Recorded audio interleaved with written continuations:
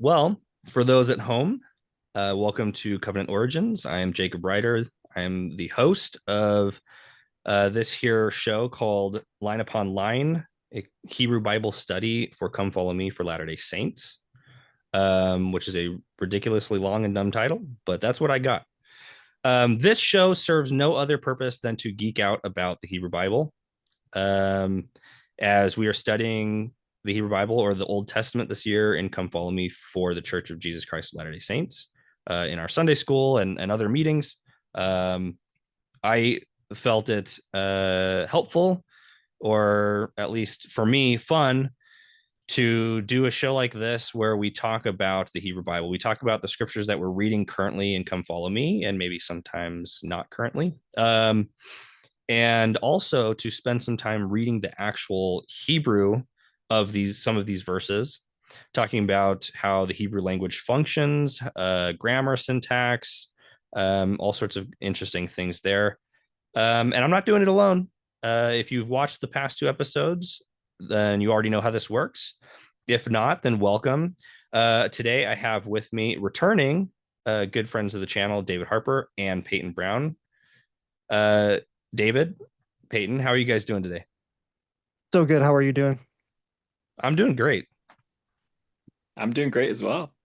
Awesome. So both myself, Peyton, and David, we are all students and learners of ancient languages and the Hebrew Bible.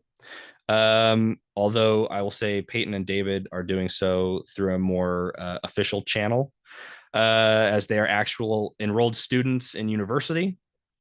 Um, I myself have taken university courses in biblical Hebrew, but I am not studying coursework full time. It's just a hobby of mine. However, uh, I am a learner. I love to learn about biblical Hebrew, and so I took this up a few years ago and have been on and off with it ever since. Tonight, we are going to be studying Deuteronomy, all of Deuteronomy. Just kidding. So what's interesting, guys, is in our Come Follow Me curriculum, if you want to call it that. This week's study is in Deuteronomy, and it's um, basically just the entirety of Deuteronomy, the last book of the Pentateuch or Torah. And it's broken down into chunks of chapters. And quite honestly, if I had one gripe, if I had one little thing that, like, if I could change in the church, this would be it. I would spend more than 1 year on the Old Testament, because to do an entire text like Deuteronomy in 1 week feels just um, very sad, very depressing. I wish we could spend several weeks on Deuteronomy, but alas, here we are. And so, with such a big task ahead of us, what we wanted to do and what David and Peyton and I had discussed as we were kind of preparing for this discussion tonight is what could we talk about that would be more specific within the book of Deuteronomy, that might be helpful for not just students of Hebrew, but also Latter-day Saints who just want to better understand what's going on in Deuteronomy and also how Deuteronomy functions within the rest of the Hebrew Bible. And so, in order to do that, we've decided to choose just a very short few passages from Deuteronomy that have to focus on a particular set of concepts related to covenant, and also a divine council theme going on here. And so, with that, David, Peyton, why don't we have a brief sort of conversation, just for a few moments, about what the book of Deuteronomy is, kind of where it comes from, or at least traditionally where it comes from, or is understood to have come from, and maybe how the book of Deuteronomy functions within the Pentateuch and the Hebrew Bible, and for the ancient Hebrew people, which would have read it, or who have claimed to be recipients of it anciently. And so, I don't know if David, if you maybe want to kick us off and just give us kind of a general overview of maybe where the book of Deuteronomy comes from, and then we could talk about the actual text itself. Sweet. Yeah. So, I guess first off, the name Deuteronomy comes from the Greek title of the book, Deuteronomion, which is like a combination of two words, deuteros and nomos, which is just means the second law. Probably a reference back to the first law, which is given to Moses at Sinai.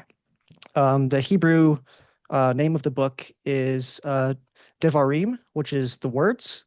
And that is because that's one of the first words of the book, which is the convention for Hebrew names. Deuteronomy is the fifth book in the Torah or Pentateuch. Um, it essentially happens right at the end of Israel's wandering of them in the wilderness. And Moses is going to instruct this new generation of Israelites who is finally going to be able to settle on basically what to do. So, Cool. So traditionally, this is understood to be related to, if not the very text that is discovered by Josiah's priests during his reign. As the story goes in the Hebrew Bible, um, following the Assyrian captivity in the northern country, which is later called Samaria, we have Hezekiah, and then later his grandson or great grandson Josiah, who is a young man, young boy, really, when he becomes king in Judah.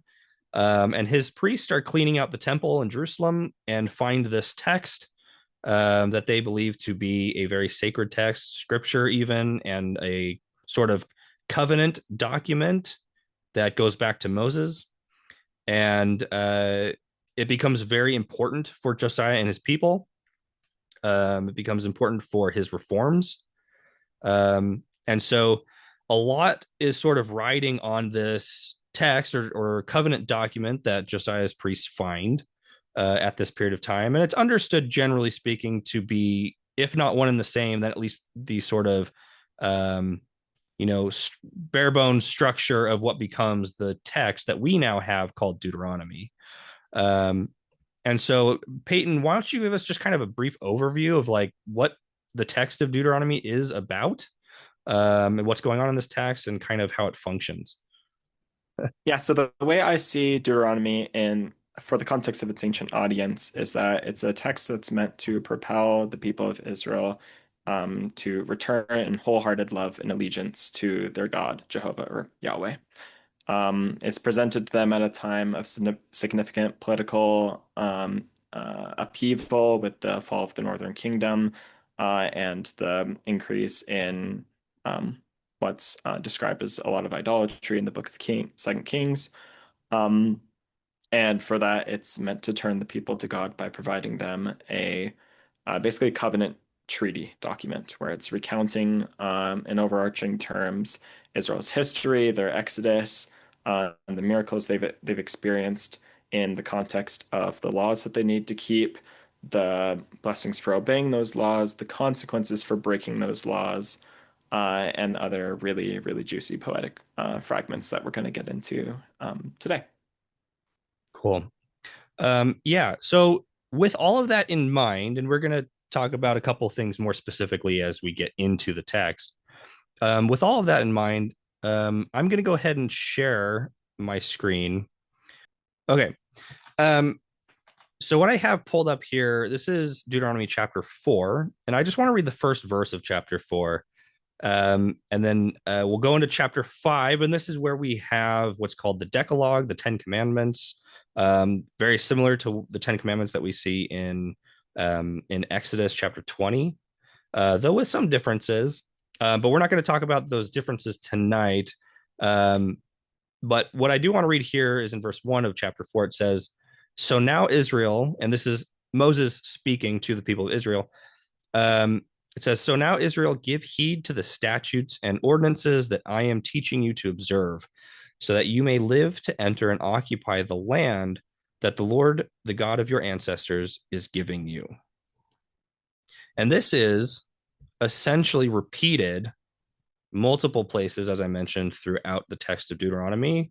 kind of every time every time the text shifts to giving some different commandments or principles or instructions to live by, or is reminding the Israelite people about something that they have experienced throughout this process of the Exodus, uh, Moses or the Lord through Moses will give this similar sort of, um, you know, language of, okay, remember or listen up or here's the statute or here's this principle that I'm teaching you. Remember to keep this thing.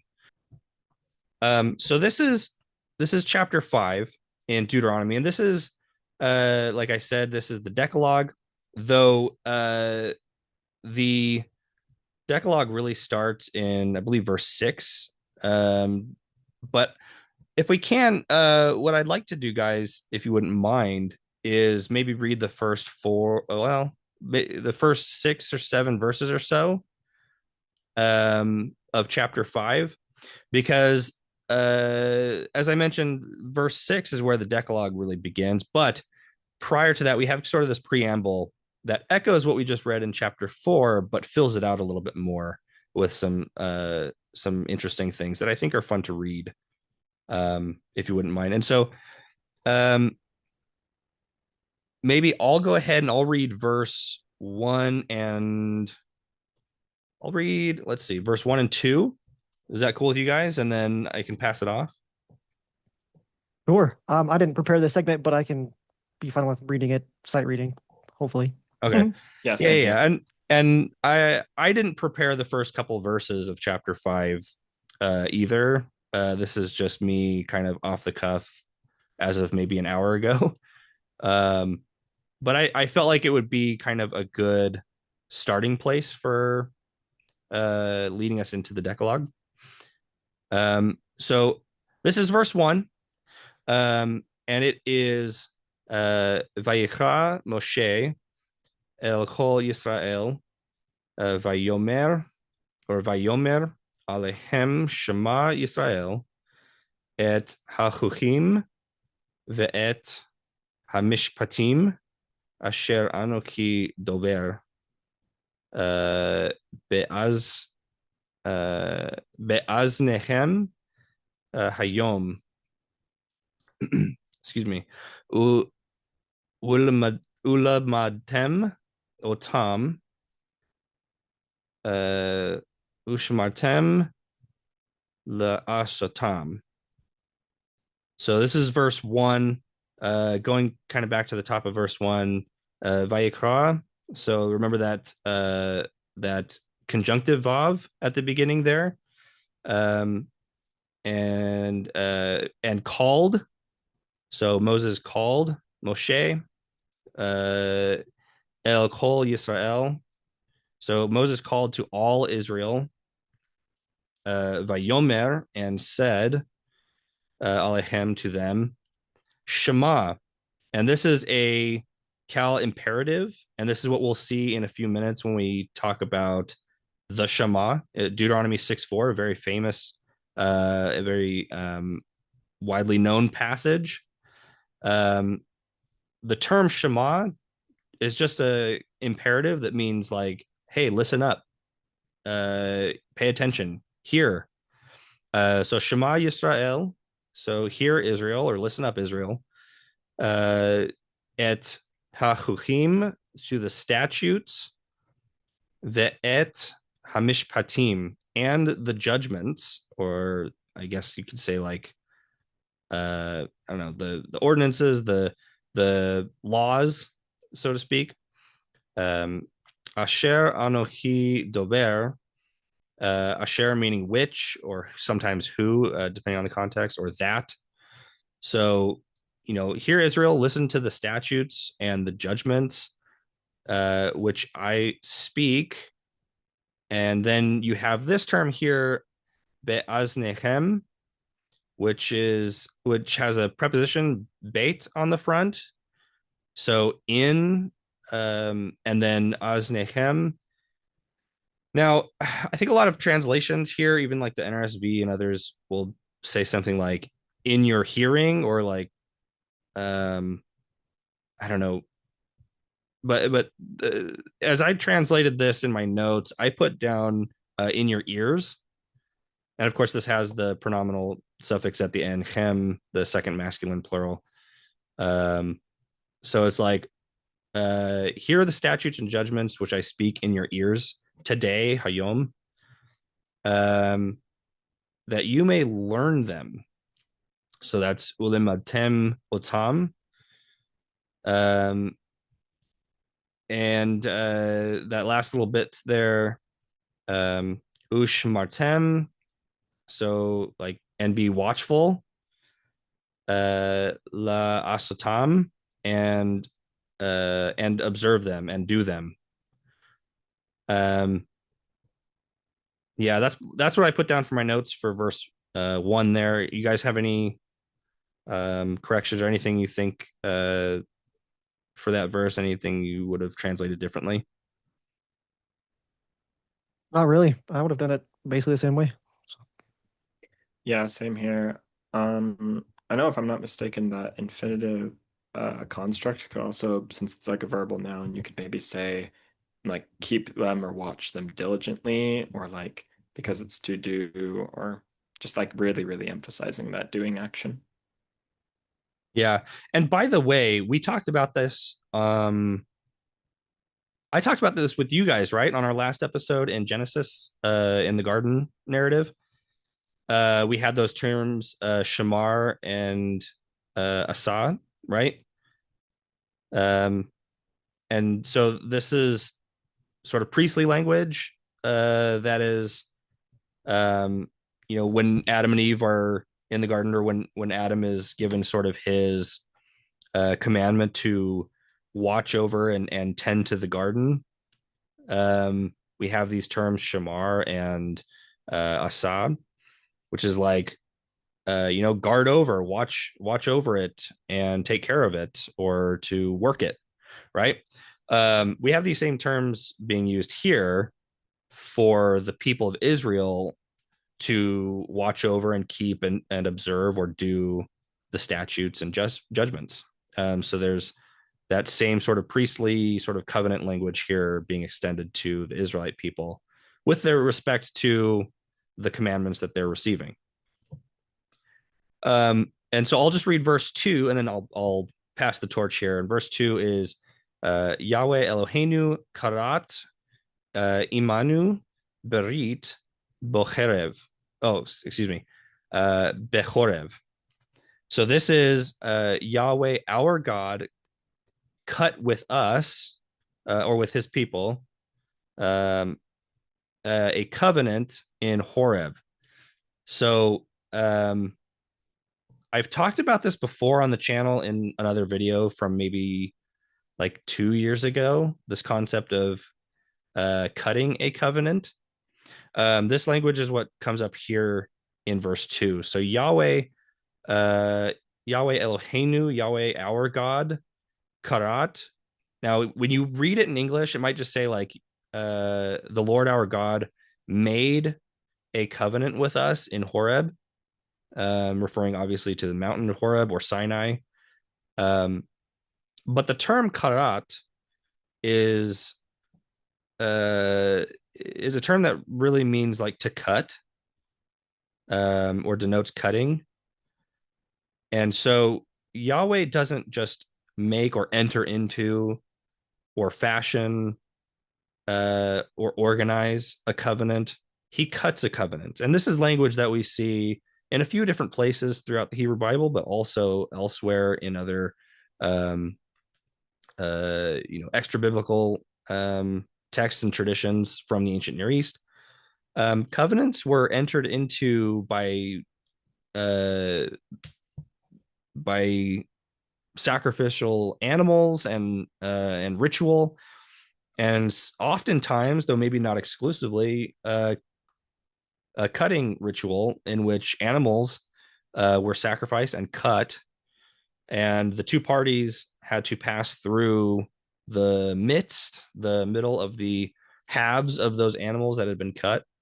And we even see this back in Genesis with Abraham when he's asked to sacrifice animals and lay out the halves and then pass through them. as part of his entrance into a covenant with Yahweh. And we see this perpetuated at a few different places in the Hebrew Bible as well, as a means of covenant renewal, or covenant keeping. And so, just a interesting thing that I find fascinating about the Hebrew Bible and the ancient Near East, in terms of how they thought about entrance into covenant.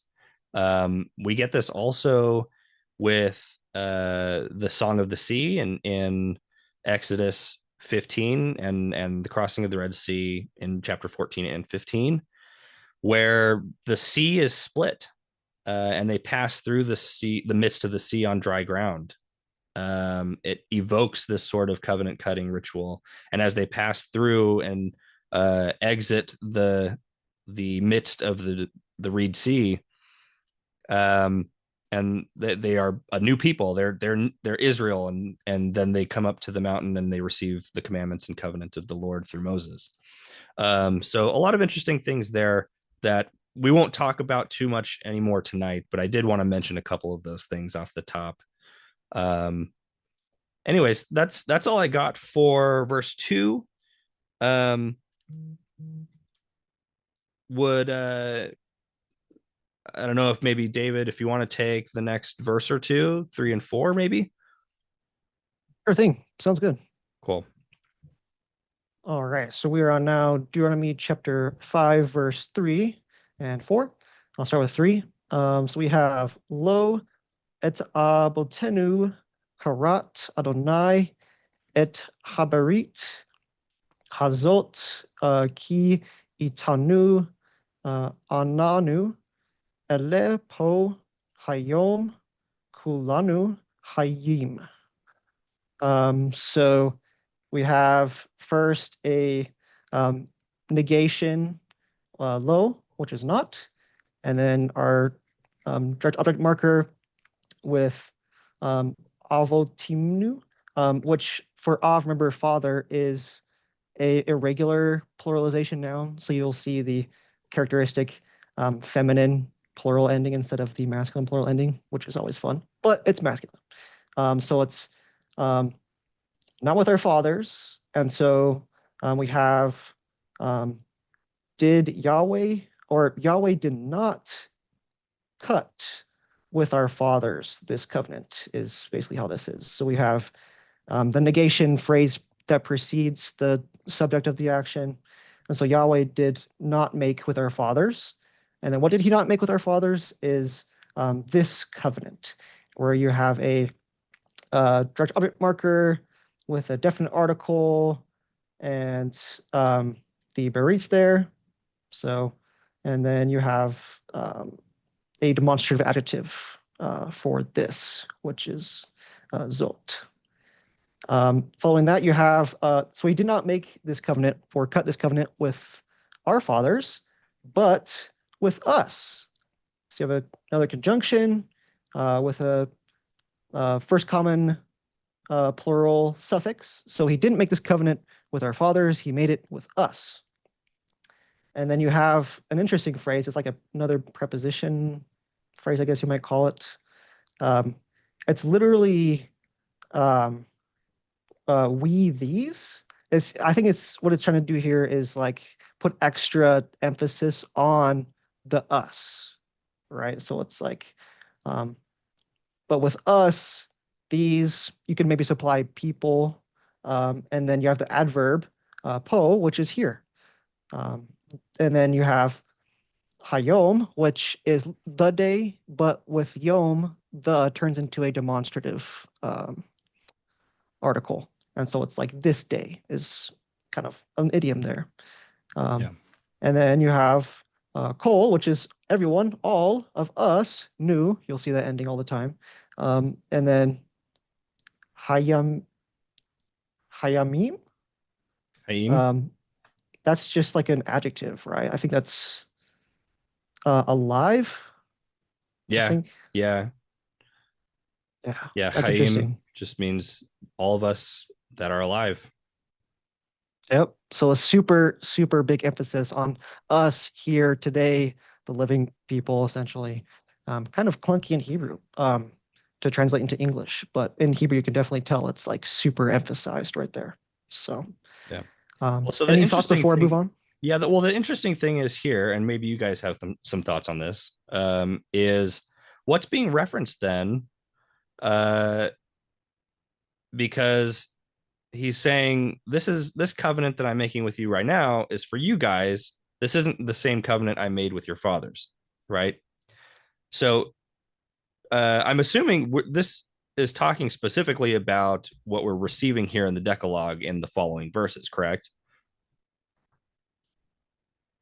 Yeah, I think so. And maybe more Yeah, generally, just what becomes known as the Law of Moses. Yeah, it's kind of like renewing. Like it's not like the same covenant because their fathers, they have almost all died essentially, and so he's kind of that's why it's called the second law. He's giving it to them again, and so this is like I guess you could call it a new covenant. But Yeah, and we do have it back in Genesis, obviously, these covenants, these promises that are made with Abraham, Isaac, and Jacob, and specifically sort of promising things for their posterity. Well, now we have their posterity, and they need to enter into the same covenant, right? They need to enter into this covenant for themselves. So my thinking is here, just like Isaac had to receive the covenant for himself, he couldn't just rely simply on what Abraham received, uh, and so forth. Moving on, obviously, the Israelite people would have to enter into a covenant with the Lord to receive the same blessings.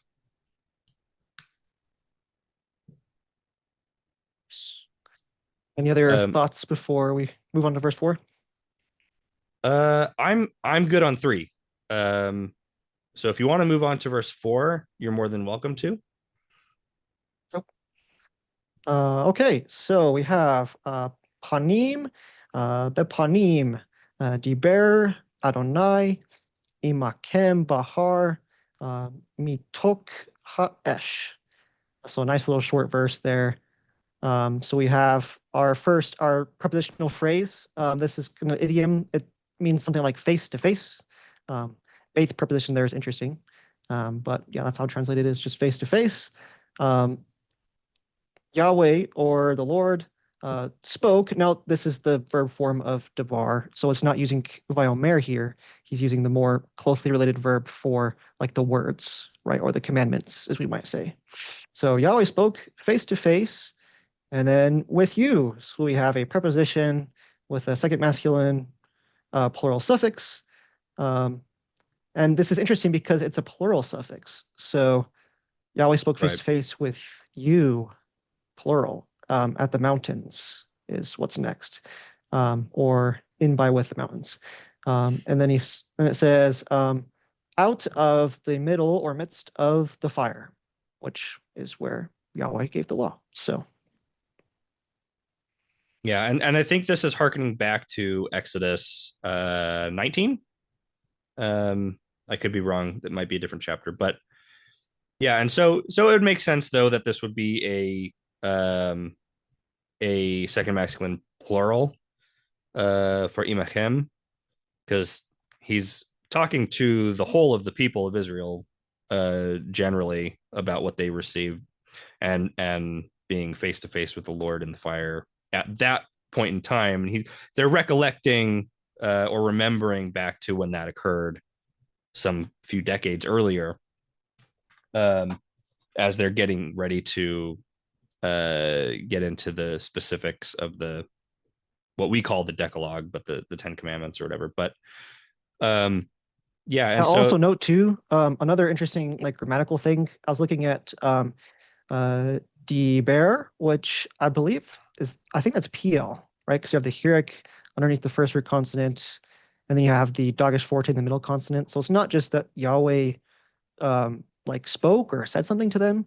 It's like maybe he said something important, or he like I don't know how you would even convey that in English. It's kind of like intensive, is what PL does.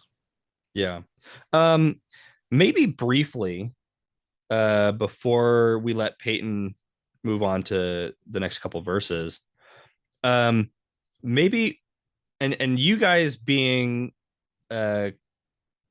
better students, I think, than I am. Um, you could help me describe to the audience, those the folks at home who are learning Hebrew, um, maybe what some of these different forms are doing. You mentioned this particular um, form of davar, diber, or yeah, diber is a PL form. Maybe you could explain what a PL form is and kind of give a brief summary of like why we have these different forms of verbs, and how do we tell when something is when a particular verb takes a certain form, how that's supposed to inform us of what it's doing. I know Yeah, I that's could a go into that. I know that's a big ask from either of you guys to explain that kind of on the fly, No, that's but fine. because we're talking about it and it's very clear here in the point that you just made, David, about this form of Devar, I think it might be helpful because I do want to provide some bit of, I don't know, groundwork for the audience who are listening at home and trying to figure out like, yeah, this is a different form. What do we make of that? So, yeah, if Peyton, if you don't mind, maybe sharing a couple thoughts on how we look at different verbal forms. Yeah, absolutely. So Hebrew is quite a bit different from English. Verbs will be oftentimes parsed according to what their binyan is. Just kind of the words we've been using to describe them, like call, PL. I like to think of those all in groups of two because there's always one in each category that's active and another one that's passive. You have call, which and then nifal, active and passive, just kind of general. That's those are the ones you're going to see the most often, I think.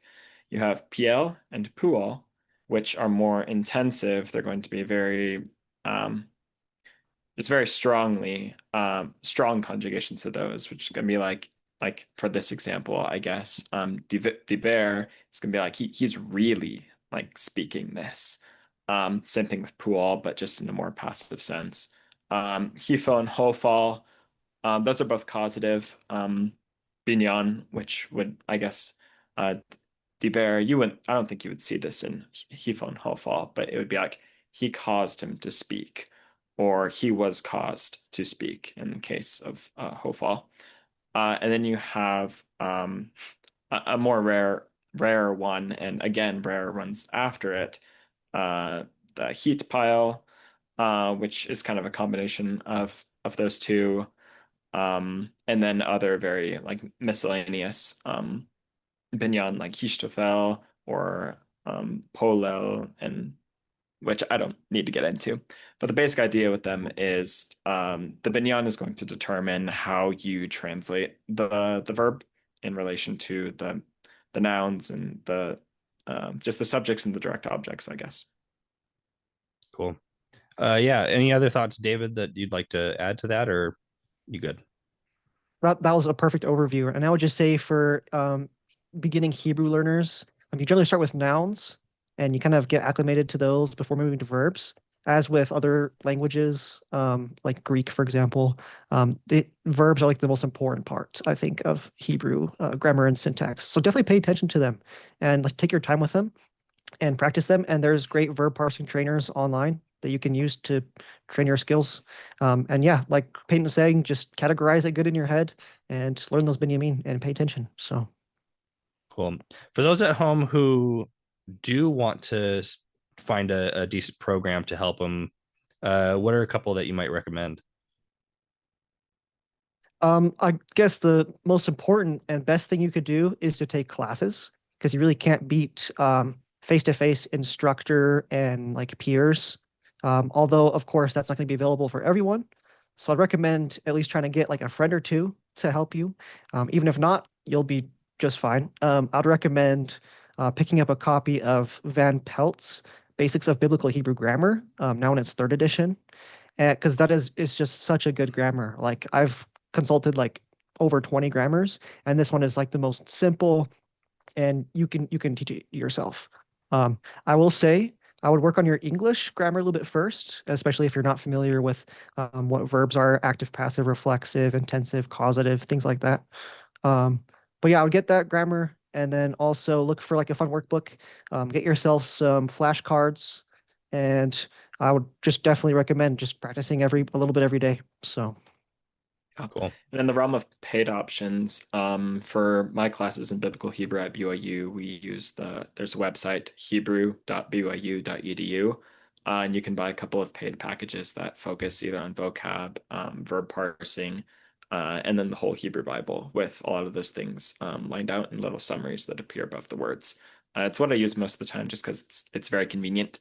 And when I need to study for tests, the verb parser is really good. Cool. Yeah, and I recently picked up Donald Perry's um, textbook that he wrote for beginning Hebrew. I can't remember exactly what it's called, but it's in on my shelf in the other room. I've got it If right here. Okay, cool.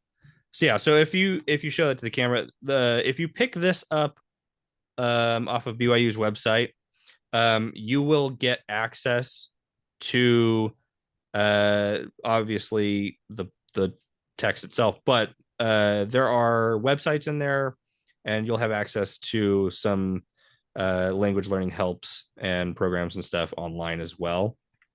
Um, so that's another option too.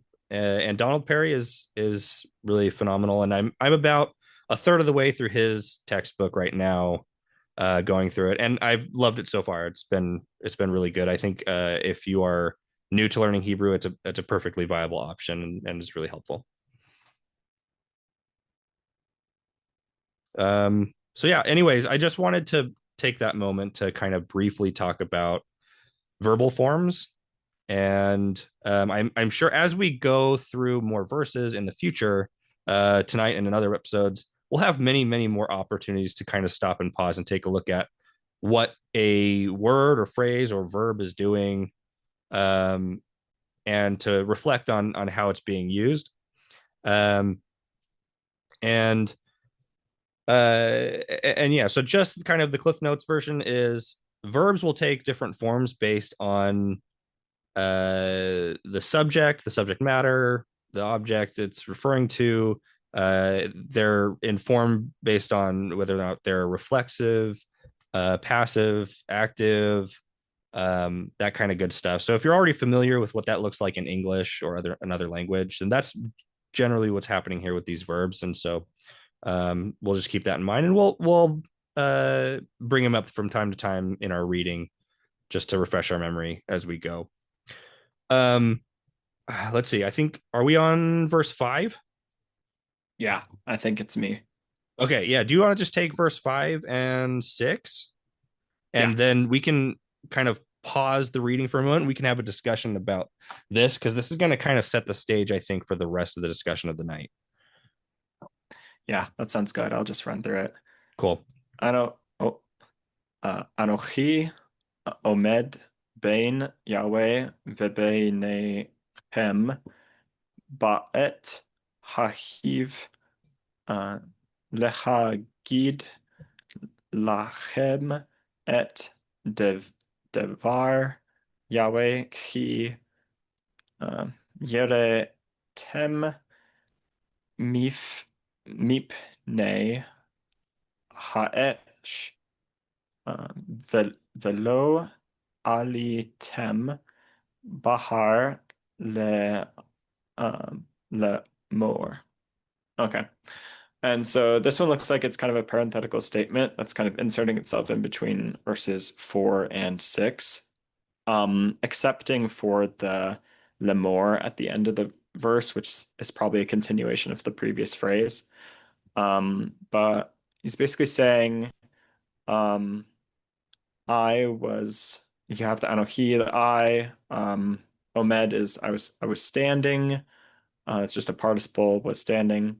This kind of a double between both Yahweh and you all. That's a second masculine plural ending chem on the ubene chem. So I was standing between uh, you between Yahweh and you all. Um, Ba'et is like at that time. Um, and um, Heave, I think. Let me look at that. Um, oh, I lost my spot for a sec. Okay, yeah. Yeah. It's just an emphasis on him, Yahweh, and that's Hagid, the Hagid to declare to you all, and then et indicating the um, um, direct object, devar, which is just the word or affair, matter, thing um, of Yahweh. So probably more like the word of Yahweh.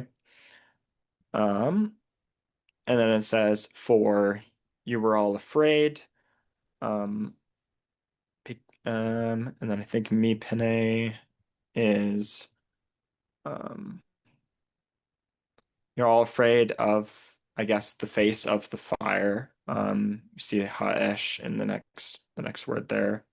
So you were all afraid of the fire, and you all did not go up into the mountain, basically. So just to give another run through of that. I was standing, um, yeah, I was standing between Yahweh and you all at that time, and to declare to you the word of Yahweh, for you were afraid before the face of the fire, to and you did not go up to into the mountain. And then it continues off of verse 4, like I was saying. Um, them are basically saying or to say, repeating the word, continuing the words of Yahweh. Any questions or thoughts about this verse? No, I had basically the same thing. Towards the end of the verse, when you get to Mipane Haesh, my notes I just wrote, you are afraid from the face of the fire. So Yeah, very wooden translation there, very blocky, but for me it helps when I do it as wooden and literal as possible sometimes, and then I can smooth it over with a second read through. yeah, Um, but yeah, that's all I put for that. yeah. I totally agree with your reading of mipane. I regularly translate that literally as face, and only translate as like before the face of, or before, if I want to like make a smooth translation, or if I think that context makes it easier. Yeah, yeah, from the face or from before, or from the presence of the fire, something like that. Either way Yeah, kind of works, but I think some of these translations might just put like you're afraid because of the fire, or you're yeah, afraid of the fire, and wouldn't necessarily focus too much on trying to be more direct with translating the Benet. They just kind of smooth it over into what sounds better in English, which I can't fault them for. yeah, Yeah. And I did have one thing to add to. In the middle of the verse, there's this, again, another really interesting verb, um, lahagid, which is a super weird one. It's a hifil infinitive construct. And so Okay. you don't Yeah. see this very often. Yeah. This is a Um, weird one, and I didn't really know what to do with this. So yeah, what did you make of yeah. that? So, I mean, first, how do we know this is a infinitive construct? Well, for one, the hey preposition or a hey prefix stays, which is like, Baruch Hashem, thank you, that's there. And underneath it, you have the patach vowel, and then underneath the second root consonant, gimel, you have a hirek. And so all of those match. And so this is a infinitive construct. So it's something like to cause to declare or something like that. I don't know exactly why this is nuanced that way. I mean, if I had to guess on the spot, maybe it's because Moses himself isn't technically declaring the words of Yahweh. He's like Yahweh's like declaring them maybe through Moses. Like maybe like Moses is being caused to declare something through Yahweh, or Moses is causing to declare to the children of Israel something that not he is declaring, but something that was declared outside of him. I'm not exactly sure, but it is interesting. Interesting. Yeah, yeah, yeah. No, that's cool. I didn't know what to make with it myself. So yeah, um, that's interesting. There's something to think about. Yeah. You get to go into the next verse? Yeah, go ahead and we'll finish up here with verse 6, and then I'll Okay. stop the screen share and we can just chat for a few minutes because this is gonna. I think this verse in particular is going to flow really nicely into the next few verses that we focus on for the rest of the evening. Yeah, it's very helpful to think about this verse really as the start of the Decalogue list, I Yeah. think, just going into it. Yeah, so this But is this is basically the first of the 10 commandments. yeah. Okay, so it's Anochi Yahweh Elohei Ach Asher Hotze Tiach Me'eretz Mitzrayim Mibet Avadim.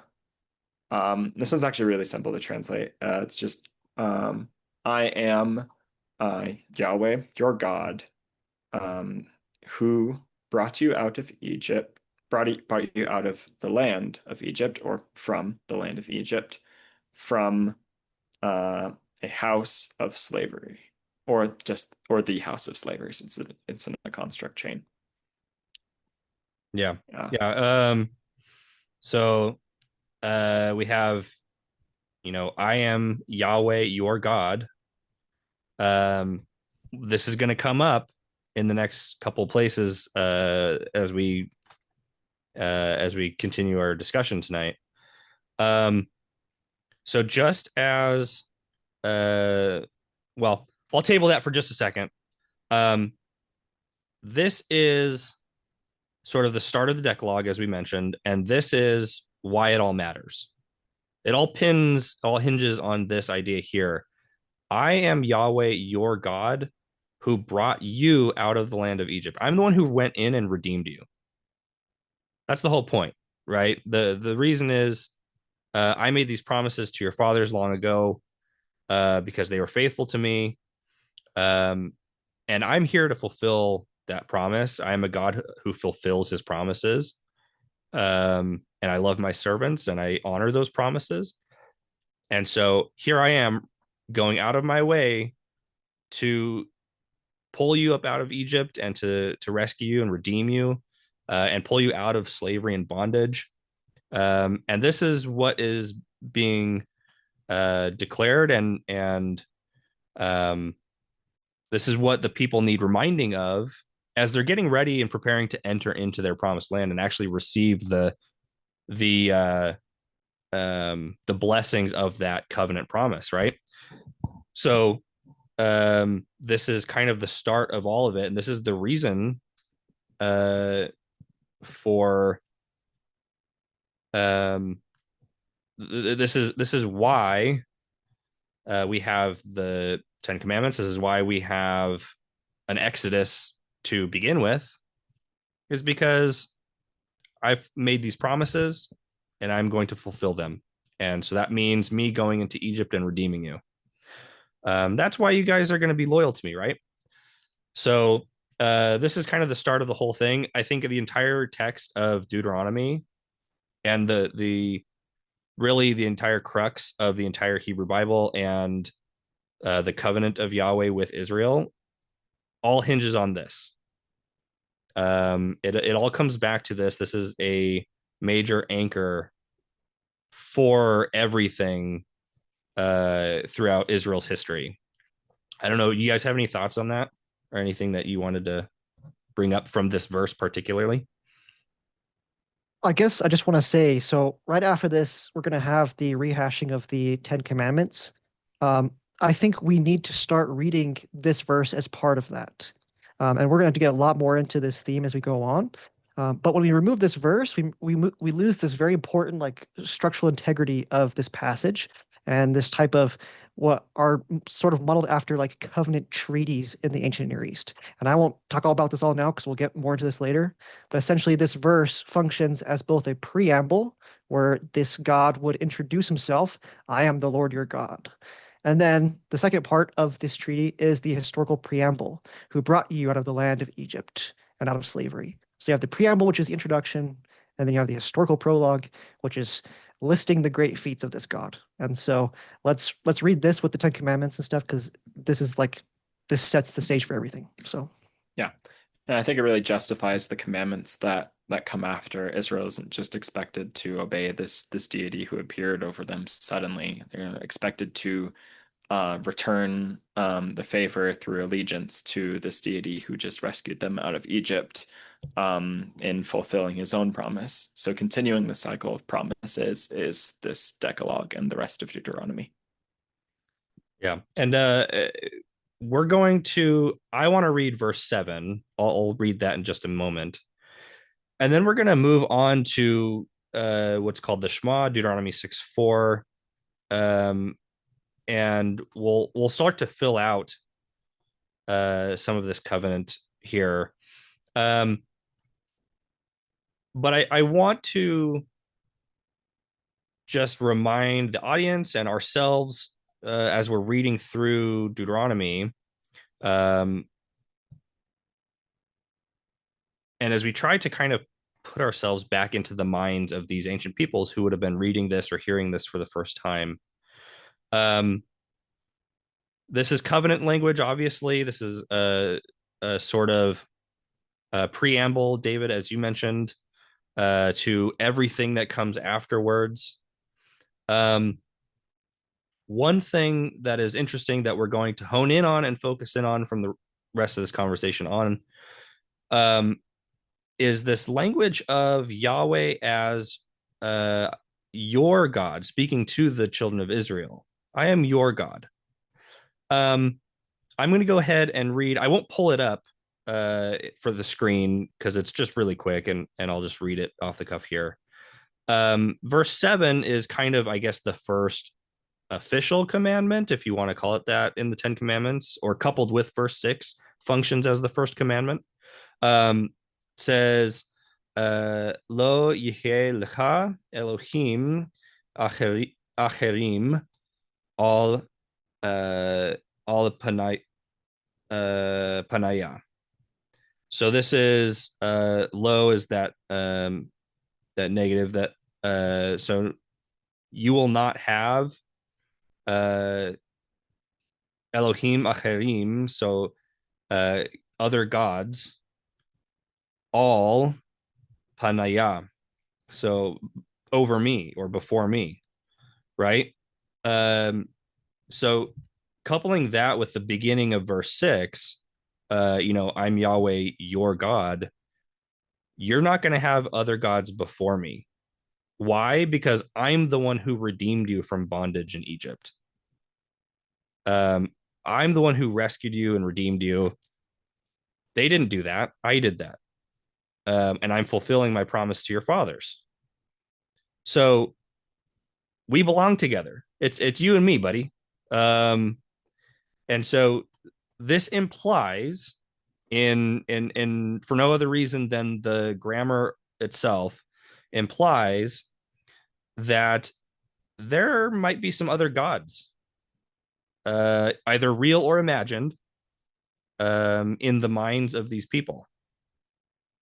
And I think when we read through the entire story of the Exodus, really, we see a number of passages that allude to the gods of Egypt and the gods of other nations, whether that's Moab or Ammon, or even amongst Assyria and Babylon and so forth. As we get further into the Hebrew Bible, these people seem to believe that these other gods, these other divine beings exist. Much to the consternation of a lot of folks who like to read these texts with a very strict metaphysical monotheistic sort of worldview. But if for no other reason than the wording, the phrasing, the actual grammar and syntax of these verses, it's very clear that Yahweh is saying, I am your God. I am not the God of these other nations. At the very least, that is what is directly declared by Yahweh, correct? So looking at the beginning of verse 6 and then 7 as sort of our first commandment here, um, what other little hints do we get that maybe there are other divine beings out there besides Yahweh? I think you mentioned a little bit earlier, the biggest indicator for me is the constant use of the um, second and first person suffixes to Elohim. Like Yeah, the I am pronominal your, suffixes. yeah, Yeah. pronominal suffixes. Thank you. I couldn't think of the word. Yeah. Like I am your God. He is our God. And those statements are purely like relational, meant to emphasize the this aspect of Deuteronomy that's trying to instill allegiance into Israel just towards Yahweh. I don't think as a text like it's concerned about establishing this metaphysical monotheism that you're saying. Other people try to extrapolate from Deuteronomy and other books of the Hebrew Bible, just because it's so focused on just Israel and their relationship with God, not really concerned with what exactly their relationship is with the other gods of the other nations. And maybe you, Yeah, David, you can speak to verse 7, you think? yeah, I was just gonna say too, like, I mean, regarding this whole thing, it's Yahweh is identifying himself by listing what he did. So he's like, I'm Yahweh, I'm the God who did this thing, which to me implies that he's saying that for a reason. And maybe they're saying maybe it was another God who did this, or maybe Yahweh did another thing. Or for example, Yahweh here is being like very specific and saying, like, I'm Yahweh, I'm the God who did this, and I'm your God now. And so, yeah, it's just loaded with like henotheism or monolatrous language, not absolute monotheism. There's a lot of better ways this author could have written it if he wanted to declare absolute monotheism. Yeah. Yeah. And And by the even if way, he went, go oh, ahead, Peyton. yeah, I I'll was gonna say even like if he wanted to use really absolute language, like Yahweh is just the God, that itself isn't extreme enough either, because we get that same phraseology in the story of the priest of Baal and the contest that is it Elisha that he has with yeah, them. Elijah. Yeah, they're all proclaiming that Yahweh is the God, but they're still living in an environment that frankly acknowledges the existence of other deities, albeit the lack of power that Baal has in the land of Israel. Well, and we also have, and this was what I was going to mention a moment ago, and I think is directly relevant also with Deuteronomy 6:4, which we'll get to in a second. Um, as this all plays into this idea in Exodus 12:12, we have Yahweh speaking to Moses and the children of Israel and saying, uh, I'm the one who rescued you guys from Egypt, and I can't remember the exact phrase, but he basically says, I hold judgment over the gods of Egypt. Well, that doesn't make any sense if the gods of Egypt didn't exist or uh, or were understood to not exist in reality. If the people to whom he's speaking believe that the gods of Egypt actually existed and served some functional role in Egypt and over their lives, uh, then Yahweh telling them, "Hey, I did all this stuff to redeem you, and I hold judgment, or I judge the other gods of Egypt for their misdeeds." Uh, that wouldn't make any sense. Um, and so we have that, and we also have other places. In fact, we have a couple places in Deuteronomy, like I want to say chapter 10, maybe verse 10, verse 17 or something. It might be a different chapter that even says like Yahweh is the God over the other gods. We have this language in a couple different places in the Hebrew Bible. In the Song of the Sea in Exodus 15, Micha mocha ba'elim Yahweh. Who among the gods is like you, Yahweh? Um, and and by the way, anybody who has seen the Prince of Egypt, that animated film by DreamWorks. Um, the Song of the Sea from Exodus 15 is directly quoted in that song at the end of the movie. Ashira Adonai. That song is all directly quoting from the Song of the Sea in Exodus 15. So it's really cool for those of you who are at home and you want something kind of tangible to hold on to help you learn or whatever. Like music, movies, visual media, things like that all help to uh, help our memory, help us remember things that we're studying or whatever. And so if you go home and you read Exodus 15 in Hebrew and you try to parse it out, you have a cool song from a really awesome animated film to kind of latch onto to help you with remembering some of these terms and phrases and things that I think are really cool. So yeah, that this idea comes up quite often of like Yahweh being a God of gods or king among the gods. He's above the other gods. He holds judgment over gods and or divine beings. And I'm pretty crude in just saying gods. I like to say gods with reference to the Elohim or whatever, but you could say divine beings if you want to be more if you want a more sanitized version. That works too. But in any case, you guys have anything else you wanted to say about the Decalogue or the first couple verses here in chapter 5 before we move on to 6:4? Oh, I think that was a great overview, and I'm sure when we get to the Shema and stuff, I have a few more texts in Deuteronomy specifically that can help us understand that. So Cool. Well, why don't we hit up the Shema now? I'll go ahead and share my screen again. And I'll just go ahead and I'll scroll down.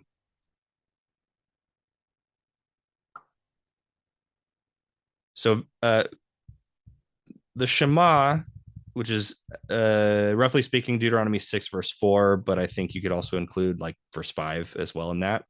And we're going to go ahead and read both verse 4 and 5 here tonight. This is a very commonly referenced passage in the Old Testament. And I don't know about either of you guys, but in conversations with folks of other Christian faith traditions, I hear this verse repeated quite often. And usually, if it's being brought up by another Christian friend or someone I'm talking to online who is also Christian, typically they want this verse or they use this verse in a way that either directly supports or heavily implies a strict metaphysical monotheism, which is a theological position that the overwhelming majority of Western Christians, particularly Protestant evangelicals, really want to hold on to and read the Bible through that lens. And so I think by reading it tonight, it'll serve the purpose of kind of breaking down the grammar here and why this first verse, your verse 4, is actually maybe not as clear cut as we'd like it to be. There's a lot of discussion around how this verse can be translated or interpreted. And also why this verse probably isn't doing what a lot of Christians want it to. So I don't know if David or Peyton, one of you guys, maybe who read last? Peyton, did you read I read last? last. Okay, Yeah. David, do you want to go ahead and read the Shema for us in verse 4 and 5? sure thing. And Cool. I'm lagging a little bit. Can y'all hear me and see me all right?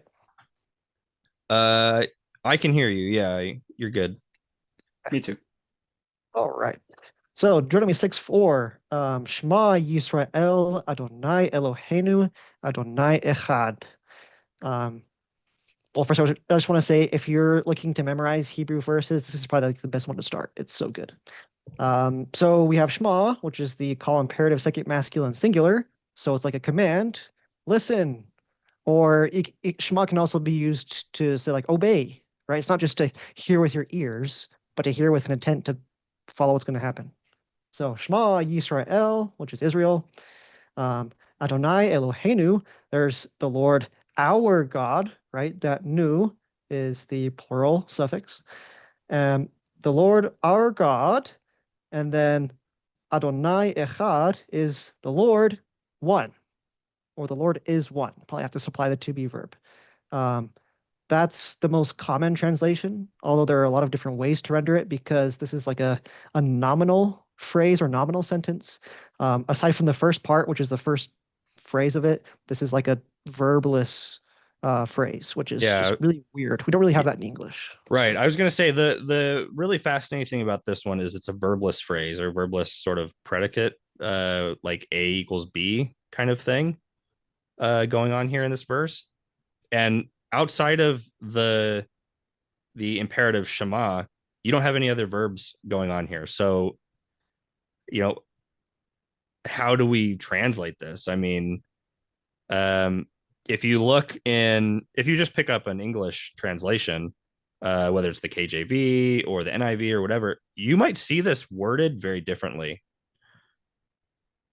Yeah, and honestly, like with this verse, because we don't have any like verbs or other markers, really the most you can do without more incredibly deep study is just say that Eloheinu and Echad are both attributive to Yahweh. Like I always just translate it, Yahweh is our God, Yahweh is one. And yeah, that language definitely needs to be unpacked because other people can interpret like one in very different ways. So we'll probably talk about that in quite a second, but that's how I see it at least. Yeah, why don't we read verse 5, David? We'll translate verse 5 and then we'll come back to 4 and really get into the meat of it. sure thing. So we have ve let's see, ve'ahavta et Adonai Eloheka uh, bekol le uh, levavka. It's a big word. And then nafseka uvekol um, ubi uvkal, and then meodaka. Um, excuse my goy pronunciation there, Alan Hansen, if you're watching. So I guess He's just checked out to, by now. yeah, He's he's gone. He's like, I'm Yeah, done. we're 45 minutes into this. He's gone.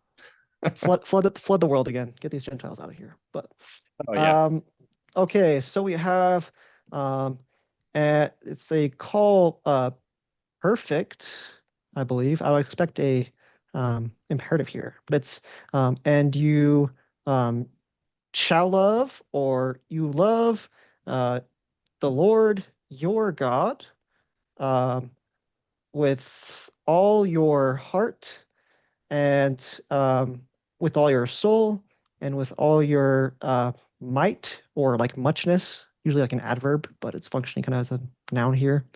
Yeah. Um, kind of like a yeah, funky grammar here, but it's a really, really powerful verse that is quoted like a lot in the New Testament. So Yeah.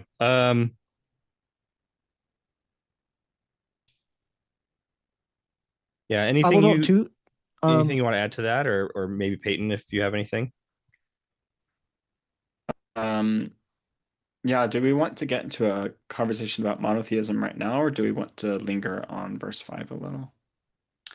If you have anything that you want to mention about verse 5, we can. Otherwise, go for it. I'm happy to jump into the monotheism discussion. David, do you have anything? Sure. I'll just like add one thing too, just I guess general background. The soul for the Hebrews was much closer to the concept of that Joseph Smith taught in the Doctrine and Covenants, which is the soul is like a combination of your like spirit or breath and your body. And it's not like the idea of like the Platonic immortality of the soul.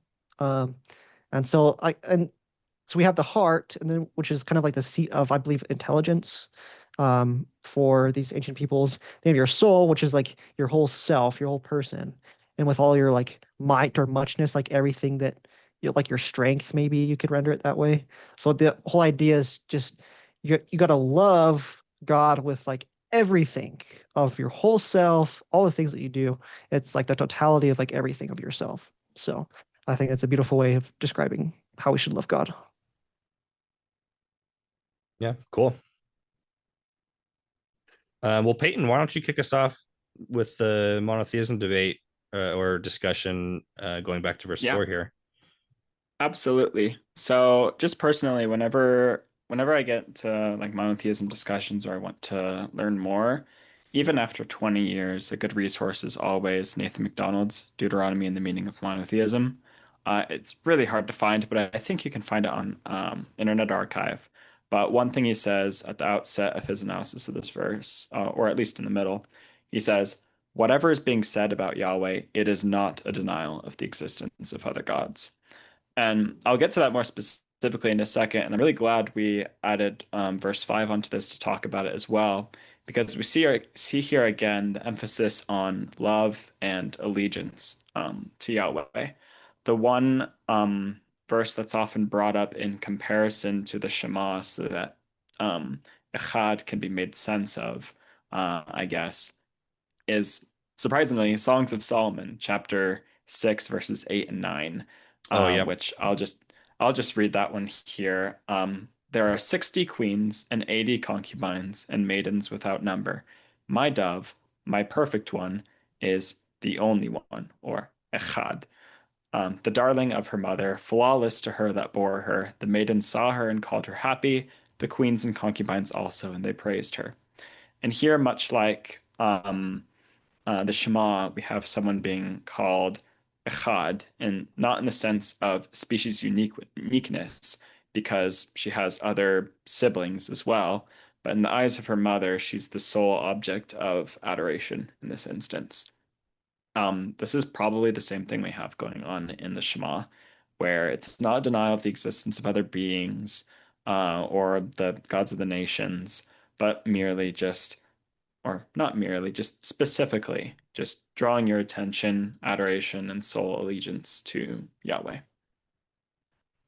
Yeah, and the so I did a video on the Shema specifically a few months ago. It was only like 10 minutes long or 15 minutes long or something. Um, but I went through a couple different translations of how English translators would render this verse. Um, and specifically why the Shema is not a support for metaphysical monotheism. And one of the things I brought up too, with reference to the term echad, one, being used in the Shema, we also have other verses in the Hebrew Bible as well. I think the one that you used is the strongest sort of analogous use of that term, because we're talking about a mother who favors her one daughter over the other children, not necessarily the denial of the existence of any other children. But you could also refer back to is it Genesis 2? Oh geez, 2:24, um, where the husband shall leave his father and mother and shall cleave unto his wife, and they shall be one flesh. Basar echad. Is that correct? Yeah, that's correct. Yeah. Cool. So we have this idea of a man and woman in entering into some covenant relationship with each other, i.e., marriage, joining together and becoming one flesh, echad, basar echad. Um, I don't think anybody reading that text would say, "Oh, that means that there was now only just one flesh," that they literally fused together to become one person or one, you know, uh, human entity. There's still two people. There's still two individual beings, but who are united as one. Um, so while this example isn't directly analogous to the covenant treaty that we see in Deuteronomy 6:4, uh, and maybe isn't as strongly correlated and used the same way like what we see from your example in Song of Songs, um, it is a really strong example of how echad as a term can be used in a way that does not denote the singleness of existence of something or someone. And so I also pulled up too, because you mentioned it, I'll just show this on screen here. I don't know if you can see that. This is Yeah, I can see it. Deuteronomy and the Meaning of Monotheism by Nathan MacDonald. Um, and he has an entire chapter just on the Shema, Deuteronomy 6:4. I believe it's chapter 2. And he goes through a number of very popular renderings of this particular verse. And there's several. You might not think so. Just if you're just reading it in English, you're like, well, how many different ways could this be translated? Uh, well, there's a good handful. The NRSV currently has this translated as the Lord alone. And I think functionally, if what you're trying to say is, although Yahweh exists with many other divine beings in reality, he is the only divine being or God that the Israelite people have a relationship to, then I think functionally that translation can work. Though I know a number of scholars have made their case of why, as a translation, that's probably not the best way to go. Though they might provide another translation that also serves a similar purpose. So I don't know if you guys have any thoughts on translating this as the Lord alone versus the Lord is one or the Lord one. But I just wanted to mention that there are these different renderings, and they're all mentioned in Nathan MacDonald's book, and he goes through each of them with some rationale as to why some in some why one might be a little bit stronger of an interpretation or translation than another. But I do know that that one is kind of lower on the list in preference for Nathan MacDonald. I think what a lot of scholars go to, and I could be totally wrong about this, and maybe you guys have heard differently, but I think a lot of scholars prefer to leave it echad as one, and would probably prefer a translation more like hear Israel or obey Israel. Yahweh is our God. Yahweh one or Yahweh is one is probably going to be more common. I don't know if you guys have any thoughts on that, or if you have a preferred translation of this verse. Yeah, like you said, I don't think there's too much argument with regard to whether it should be alone or one. I think most people say one, but like I said a bit earlier, the issue is mostly with unpacking what Yahweh being one means, Right. and there's where you get like a lot of disagreement. I think runner up to the pretty like basic idea that this is a call for allegiance and wholehearted love, is the idea. This is just a possibility. I'm not totally sure if it's super strong, but maybe it's a statement against other variant forms of Yahwism, like we find in Kuntul Ajrud, Yahweh of Samaria, Yahweh of Taman, hypothetically Yahweh of other areas like different localities, and only emphasizing the Yahweh of the temple in Jerusalem. I'm not sure exactly how strong that one is. It seems pretty like convincing just because those instances are similar, are around the same time period. I don't know what you think of that. Yeah, just looking at like how this debate has like affected modern translations too. You might say like non-literary fans who are watching, if they're watching, might say like, oh, you're just kind of like imposing your polytheism or whatever. Setting aside whether or not we believe in polytheism, you have the NRSV-UE to deal with, which is ecumenical, and the NRSV-UE is actually following along what the JPS Tanakh 1985 does. They render it as alone as well. And who translated the Tanakh? Well, it was a Jewish committee, and Jews are monotheistic. They're, I think, more monotheistic than Christians. So you can't say that we're just reading our polytheism into the text. No, let me just read what the Jewish Study Bible says about this. They say, modern readers regard the Shema as an assertion of monotheism, a view that is anachronistic.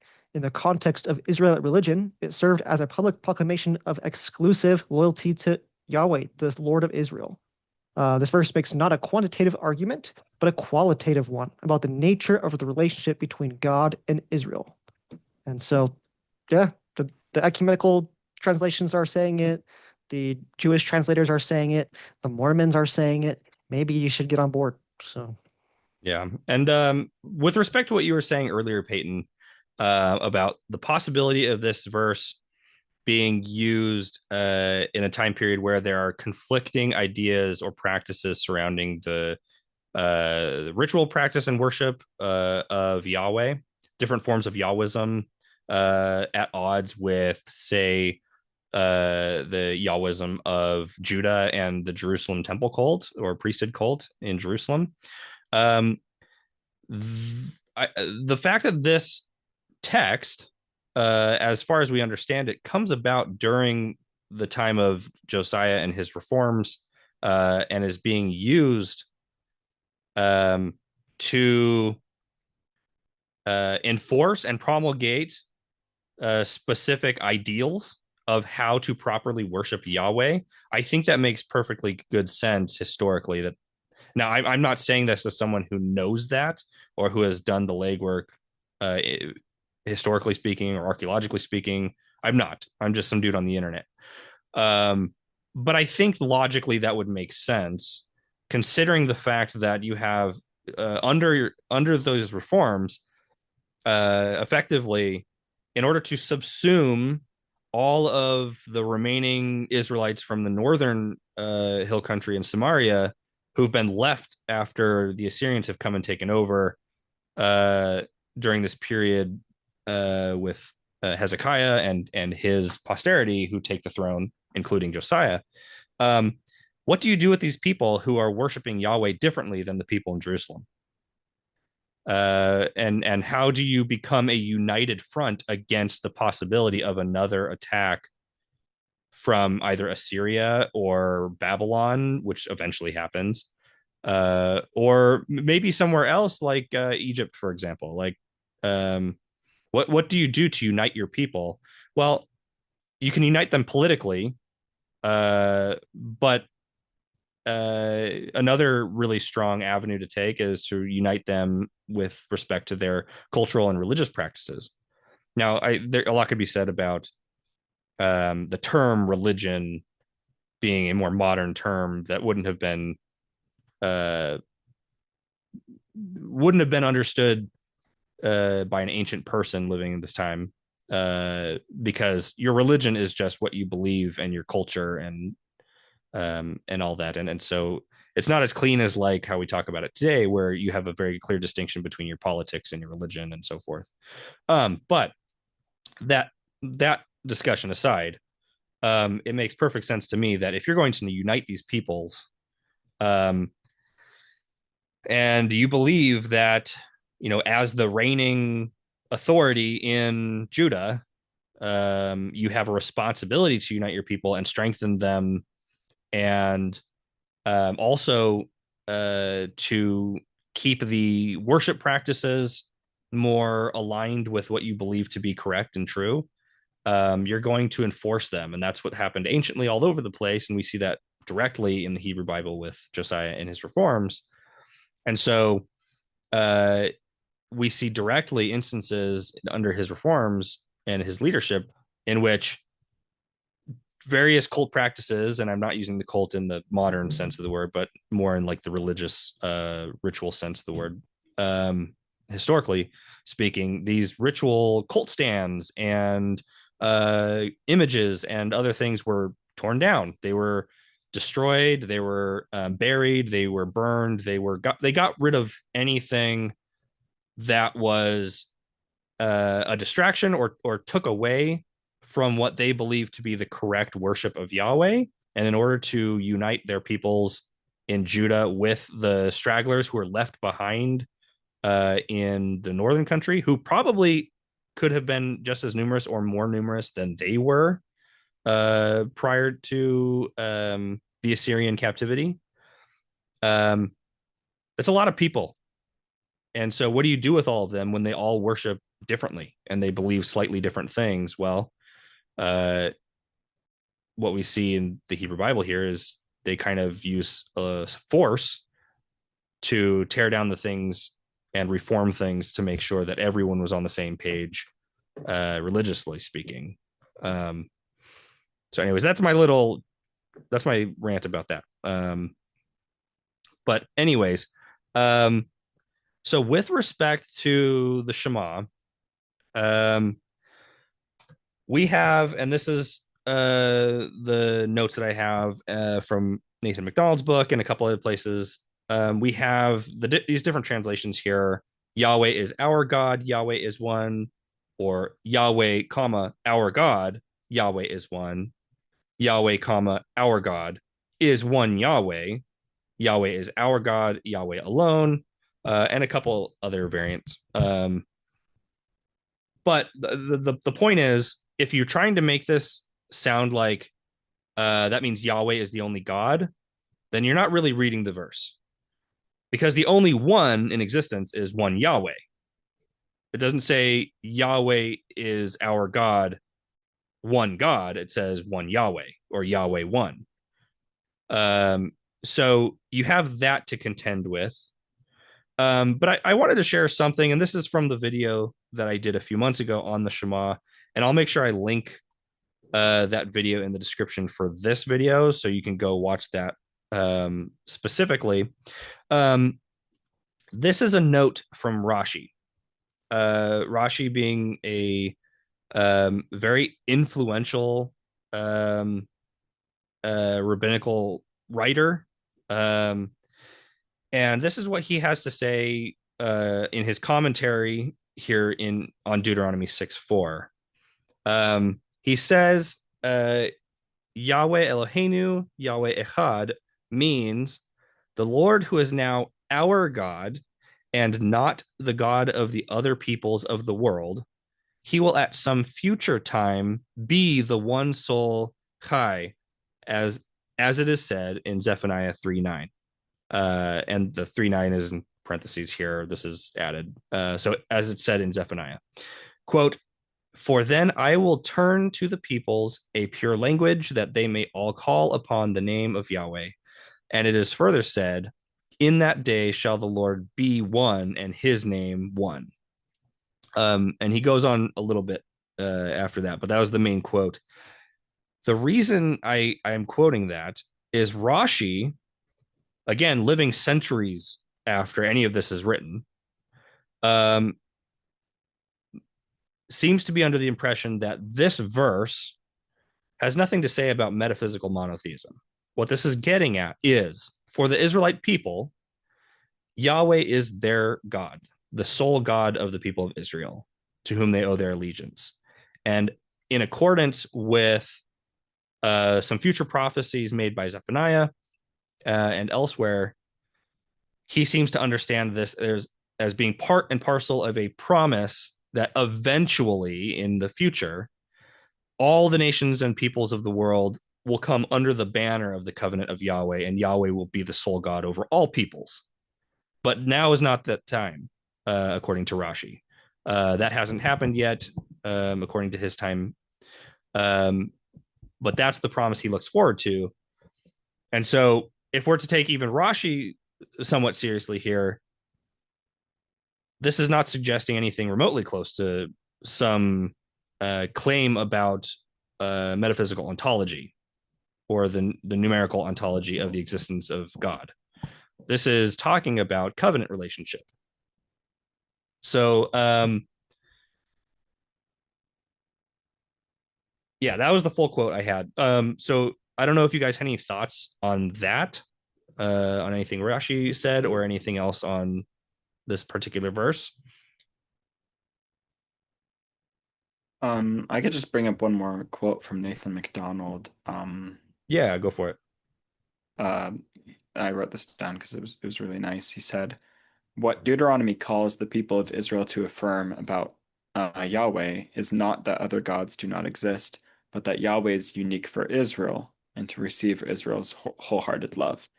And I like even there, he's not even making a claim of like Yahweh's like species uniqueness, what Michael Heiser might have said, but just very narrowly like for Israel. And again, just emphasizing that allegiance that's not it's not really concerned with the existence of other deities. Okay, so with all that said about the Shema, I'd like to move on to our last text of the evening. And this is has become more popular in discussions lately in recent years. And we'll talk about why. It is a fascinating text, a fascinating couple of verses. And this is Deuteronomy chapter 32, verses 8 and 9. Now, before we get there, what I'd like to do real quick is I'm going to actually back up to Deuteronomy chapter 4. We just spent a lot of time talking about Yahweh's covenant with Israel, and that's a lot of what's going on here in the text of Deuteronomy. But to fill out a little bit more about this idea of, I guess we could call it monolatry or henotheism in ancient Israel, this idea that Yahweh is a God who exists among many divine beings, but is the sole one to be worshipped by Israel because of their covenant relationship. We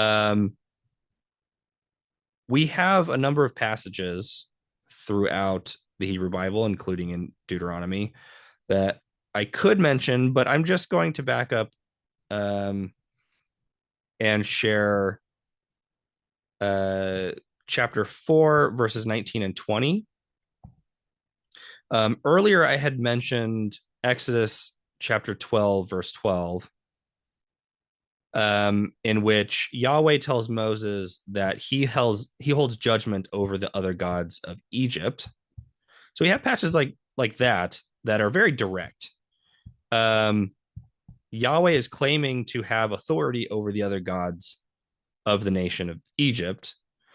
We also have other places in the Hebrew Bible that we'll get to later this year in our Come Follow Me study as Latter-day Saints, in which this comes up again. God holds judgment over other gods of this heavenly host or divine council. Divine council language is fairly common, actually, throughout the Hebrew Bible, if you know what you're looking for. And sometimes English translations will translate certain words or phrases a little bit differently, and so it might not be immediately obvious to the reader that what you're reading is actually a divine council scene. And I'm looking forward to getting to some of those verses later this year. But to kind of fill out this idea here, I did want to just back up to chapter 4, verses 19 and 20, which we see here. So this is Deuteronomy chapter 4, verses 19 and 20. And I'll just go ahead and read these two verses. It says, Ufen Tisha. Tisa, excuse me.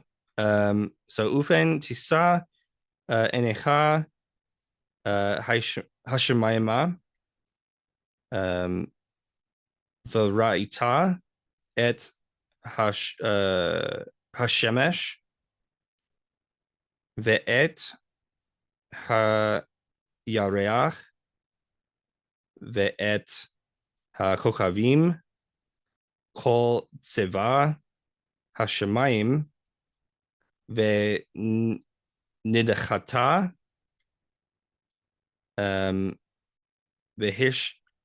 Vehishta, oh geez, Vehishta Charita Lehem Va'ava, oops, yeah, Va'avad Tam Asher Chalak Yahweh Elohecha Otam Lechol Ha'amim Tachat Kol Hashemayim. All right, so 19 is a little bit longer. Thanks for sticking with me if you made it this far. So we have Ufen Tisa. So it's like, and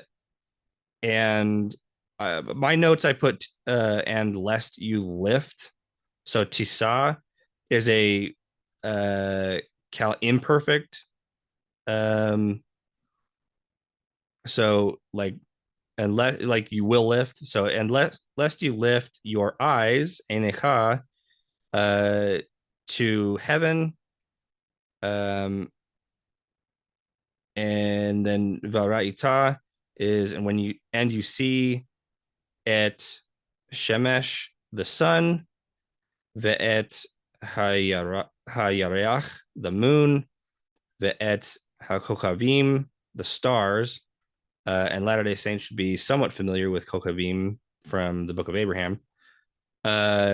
Kol tzava hashemayim. So kol is all, and tzeva is usually translated as host, but is basically like armies. And this is where we have like elsewhere in the Hebrew Bible, uh, Yahweh Tzavaot. It's Yahweh of armies or Yahweh of hosts, or the Lord of hosts is what it's mostly usually translated as in English, the Lord of hosts, but it's Yahweh of armies. Um, uh, and then Venidachata, um, Venidachta, excuse me. And you are driven, and I think, well, so that's not quite right. It's probably like, um, yeah, is this Nifal? It's a little tricky, this section, because I was expecting a negation here, but there wasn't. Um, Yeah. I don't know. I'm gonna say Nifal. Uh, so it's like uh you feel driven, or or you feel you compelled. were driven, Yeah, you I were driven, think. maybe. You were Um, driven. okay, yeah, so you were driven, and this is the one that I got really stuck on. Vehishtach tacharita, and to worship, lahem, to worship them. And then here we have avad again. So avad dam, and to serve them. So that pronominal suffix there. Asher halak, which has a heritage. And this is specifically, this term is going to come up in a minute when we get to Deuteronomy 32.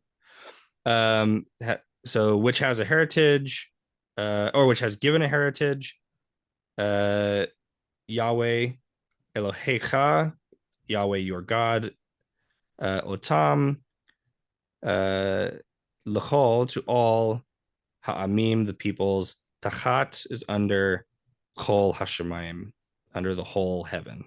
So if I was going to translate this, it would be like, uh, and take heed, or unless you lift your eyes to heaven, uh, and you see the sun and the moon and the stars and all the hosts of heaven, and you were driven to worship them and serve them, which heritage Yahweh your God has given to all peoples under the whole heaven. So this is not a like complete sentence here. This is the, I don't know what you'd call it. A dependent clause. Yeah, the dependent clause. So this finishes up in verse 20 here.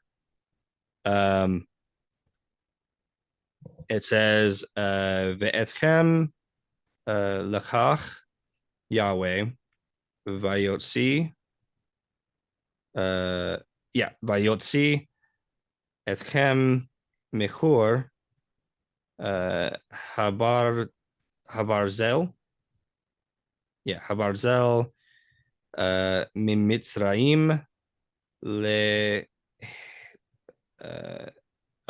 lihiot lo la'am nachala, and this term is going to come up again in a moment too.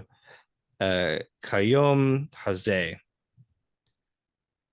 So I translated this as, Yahweh has taken and brought you out of the furnace, or out of the iron furnace, out of Egypt,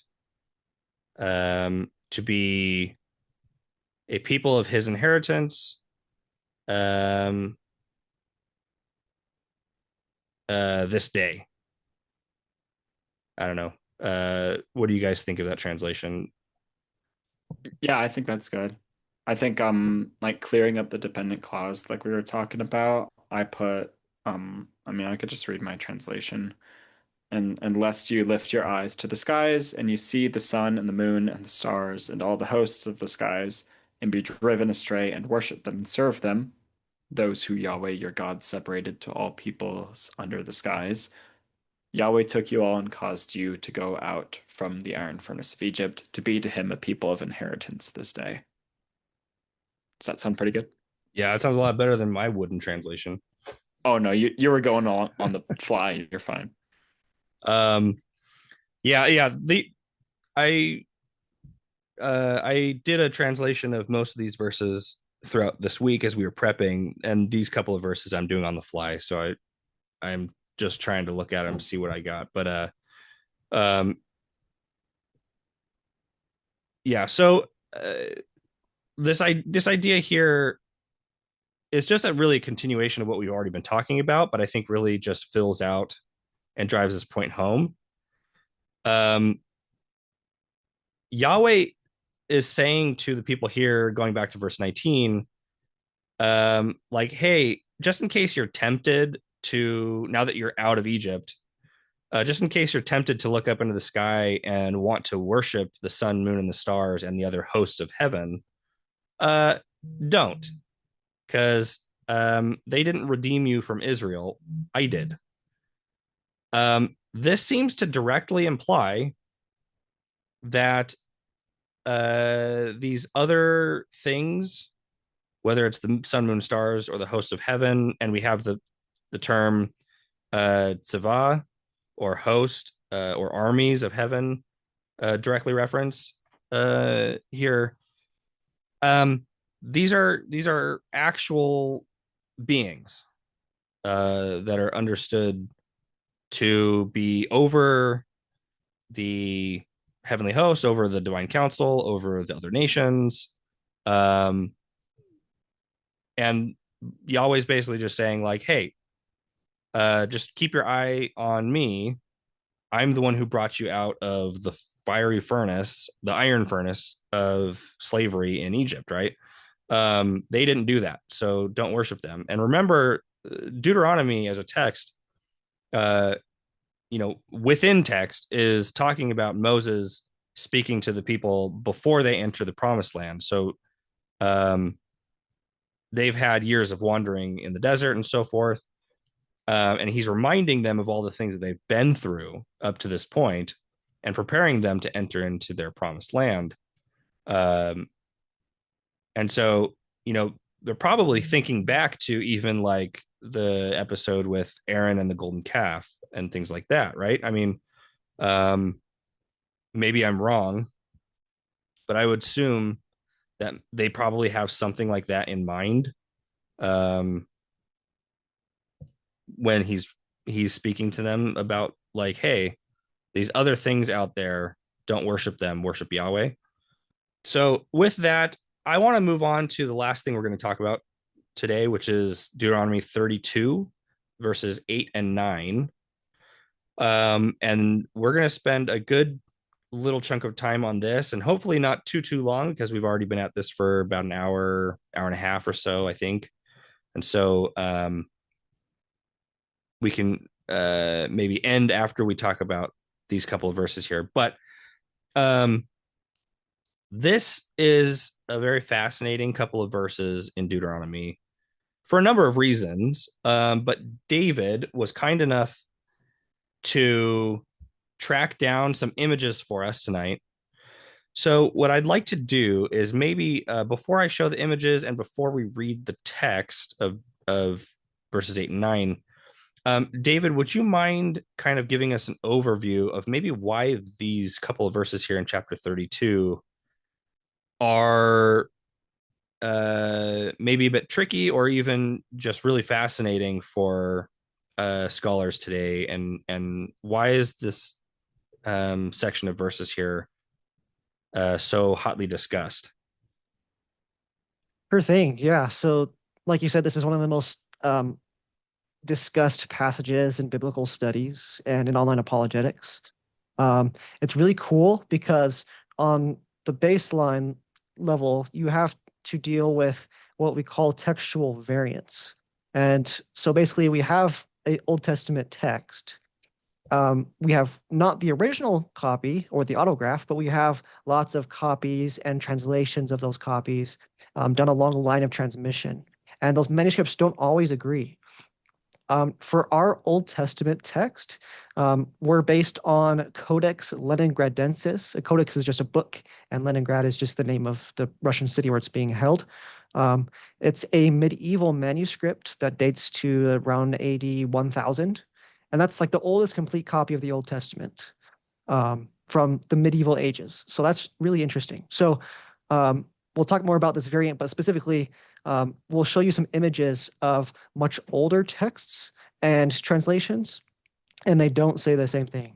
And the readings are super interesting too, because these aren't just misspellings. These aren't just like matres lectiones or whatever, like in the Dead Sea Scrolls. These like are like theologically, like the ramifications are huge for this verse.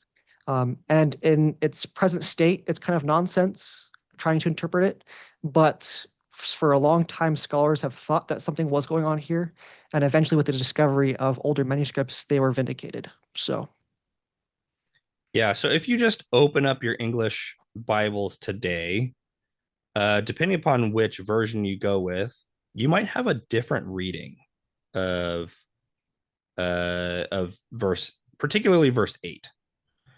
And really, it's only going to be like one word that might be different, but it's enough to make quite a bit of a difference.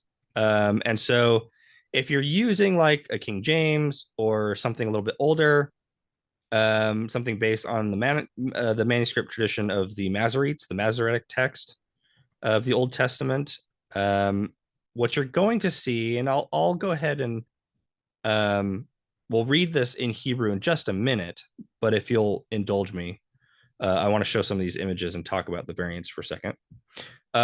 If you just read the verse, you'll get to the last word in verse 8, and it says "sons of Israel."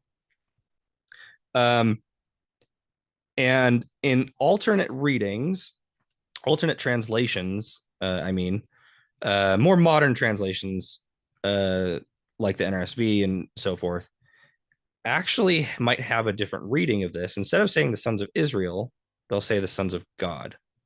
Um, and why don't we go ahead and actually read the verse? And I don't know, David, if you want to take this one away and run with this, I'll let you go ahead and read uh, verse 8.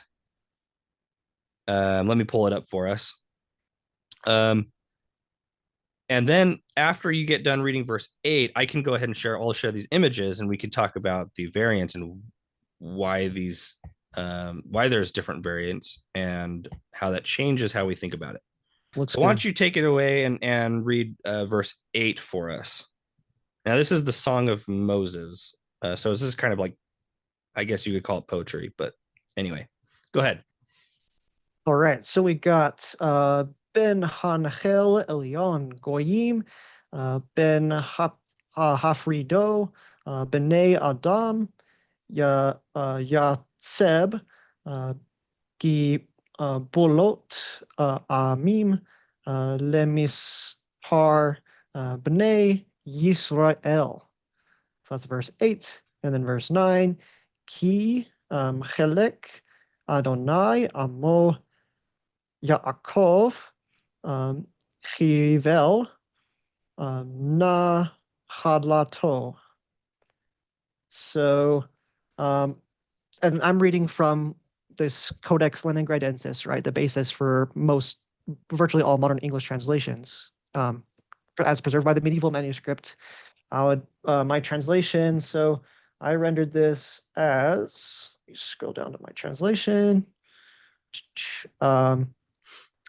When the Most High, or Elion, could be like a name or title, gave the nations or Gentiles their inheritance. He divided the sons of man or men. This is reference to the table of nations in Genesis 10. He established the boundaries of the peoples according to the number of the sons of Israel. For Yahweh's portion is his people, Jacob is the portion of his inheritance.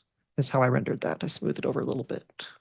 So that's what Codex Leningrad says, and that's not what these other translations are going to show. I don't know if you want to start by sharing the Yeah, page let from me go Codex ahead. Leningrad. Yeah, let me go ahead and share. So this is Codex Leningrad. This is done by a Jewish scribal tradition. Again, dates to around the AD 1000.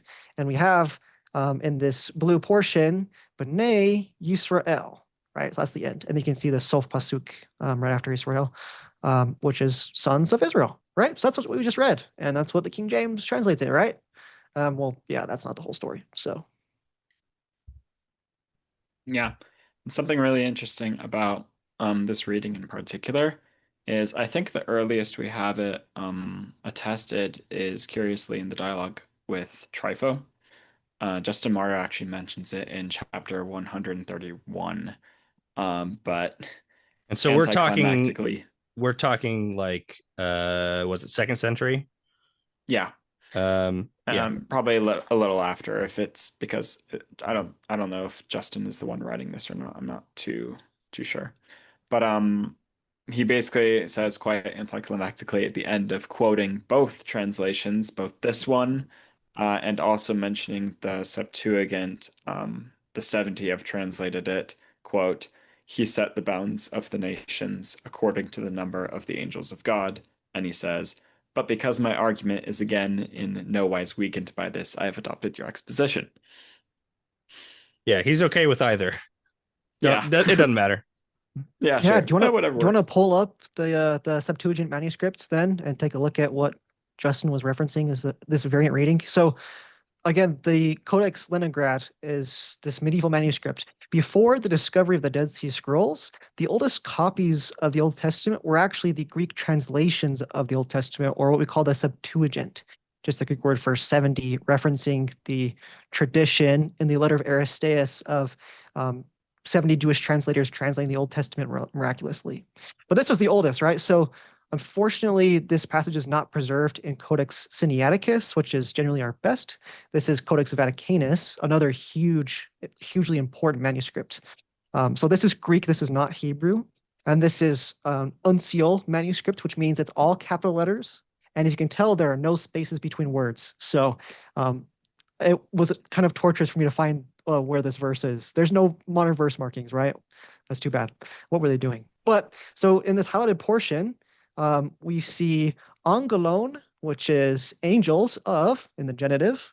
And then you see this theta and upsilon with a line above it. This is what scholars call nomina sacra, which is like the sacred name.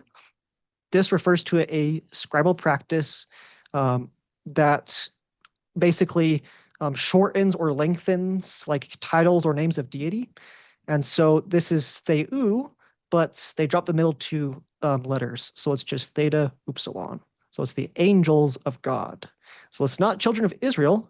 It's now angels of God. And so scholars looked at this and they're like, okay, something's going on. How do we tell which one was original, right? And what they did was they saw how in other passages that are preserved well, they would sometimes translate the phrase children of God as the angels of God. And so they had this idea that maybe originally the Hebrew actually said sons of God.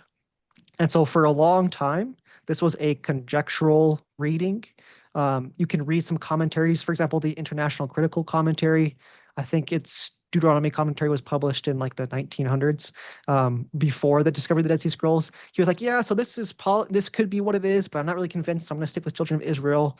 And he says it makes sense, but it actually, like, I don't see how it makes sense. And this all changed until right in 1947. And so I guess just to story time real quick.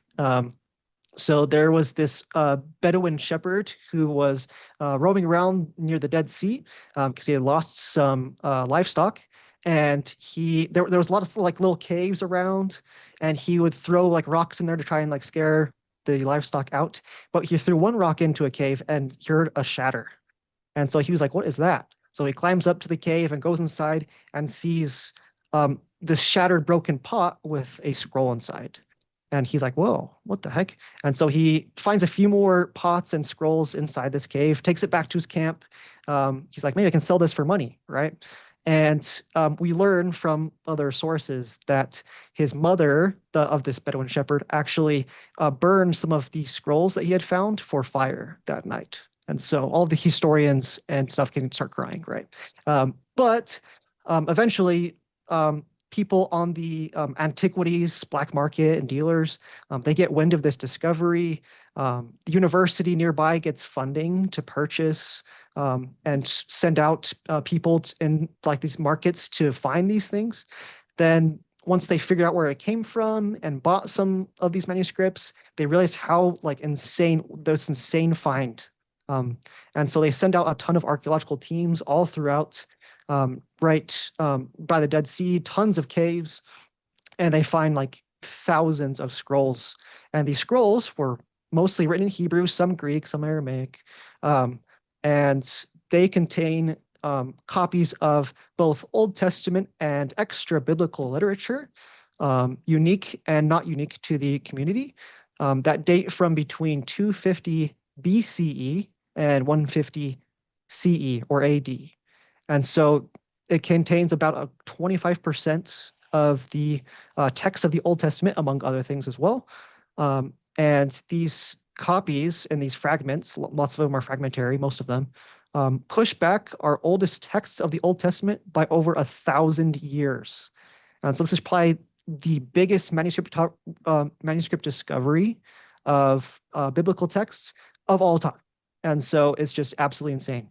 And so if you want to put up on the screen, there's one little teeny fragment that is just Baruch Hashem, this thing survived.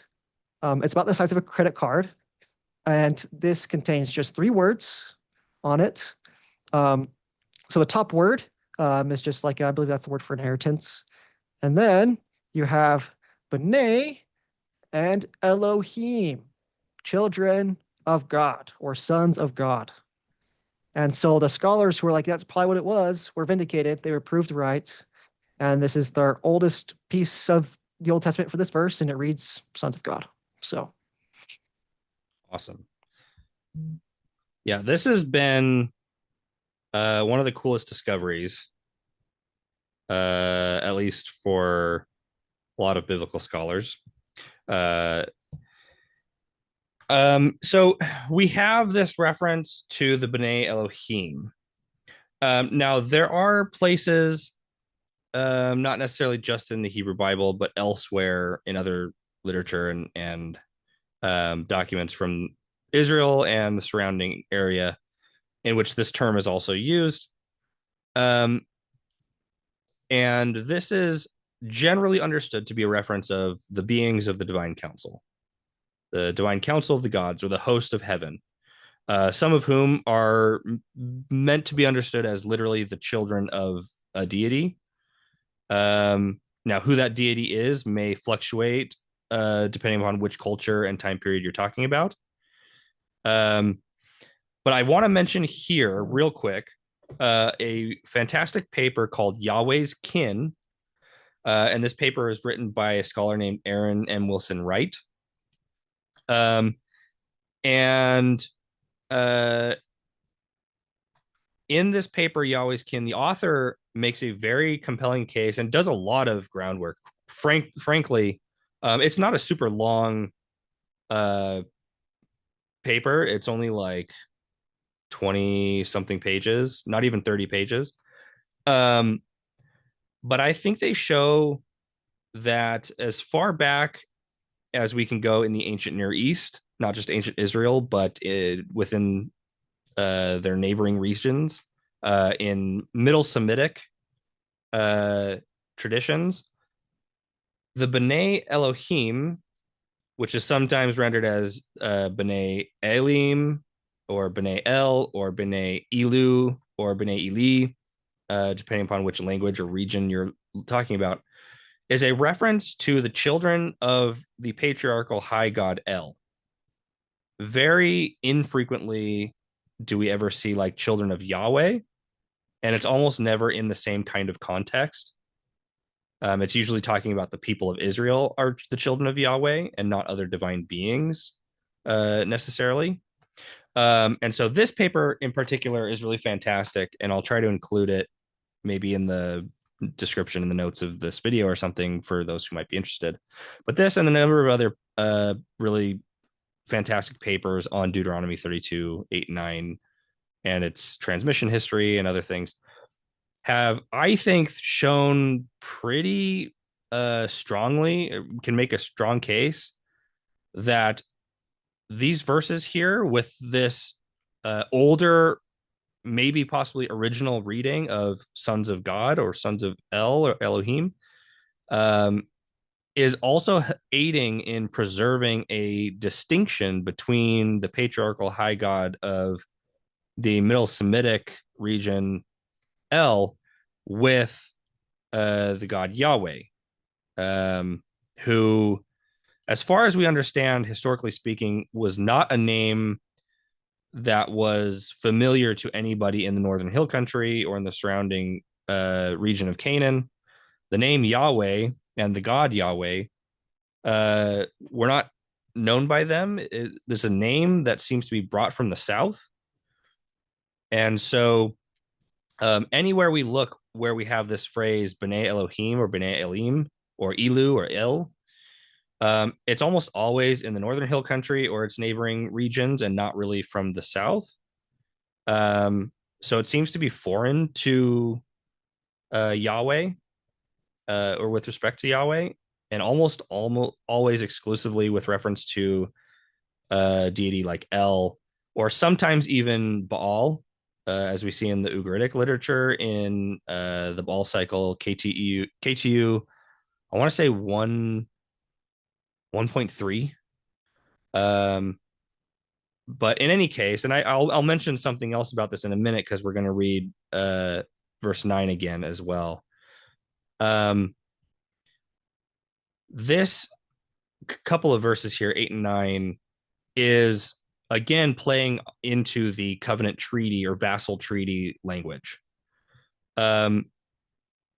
Kings and other sovereign individuals and even gods in the ancient Near East would have these treaties with their people. Kings would have treaties with their vassals and so forth. As we talked about earlier, Assyria basically like perfected the vassal treaty formula in terms of like creating these legal documents or legal treaties between kings and their vassals. They were big on it. The language of verses 8 and 9 here in Deuteronomy chapter 32 reads incredibly similar, and it uses the same two terms that are used very often in Assyrian and Babylonian and other Canaanite regions as well. And those terms, I'll pull up, I'll go ahead and share my screen again for verses 8 and 9. So if you see in verse 8 and 9 here, at the very beginning, you have this term, Behanechel, and you see it shows up in slightly different forms. Like here at the end of 9 here, you have Nachalato, and then you have this term here, Chelek, which we actually saw in chapter 4, verses 19 and 20, which is why I wanted to bring this up again. These terms, Nachal and Chelek, are terms for allotment and inheritance, and like birthright. These are all terms that are used specifically for vassal treaties or inheritance treaties between parents and their offspring, amongst wealthier families or royal families, kings and vassals, and so forth. And so when we look at verses 8 and 9 here, and we have this language of Elyon, the Most High is what that means. Elyon. And sometimes not in this verse, but in other times it might be paired with Yahweh or El. It's very frequently El Elyon, so El the Most High. But what we see here in verse 8, Elyon, the Most High, when he separated the sons of humanity, the sons of Adam or sons of mankind, he set the boundaries of the peoples according to the number of the sons of God. So this is possibly a reference to the Table of Nations in Genesis, 10 and 11. The different the divisions amongst the different peoples of the earth. And in verse 9, Yahweh's portion, so Ki Helech Yahweh, was his people, Amo. Jacob was the place of his inheritance, Nahalato. So this is, and this is a point I want to make, because a lot of apologists and folks online who maybe don't study this as much, or who have a particular theological reason for collapsing and syncretizing Yahweh with El or Elyon, will render verse 9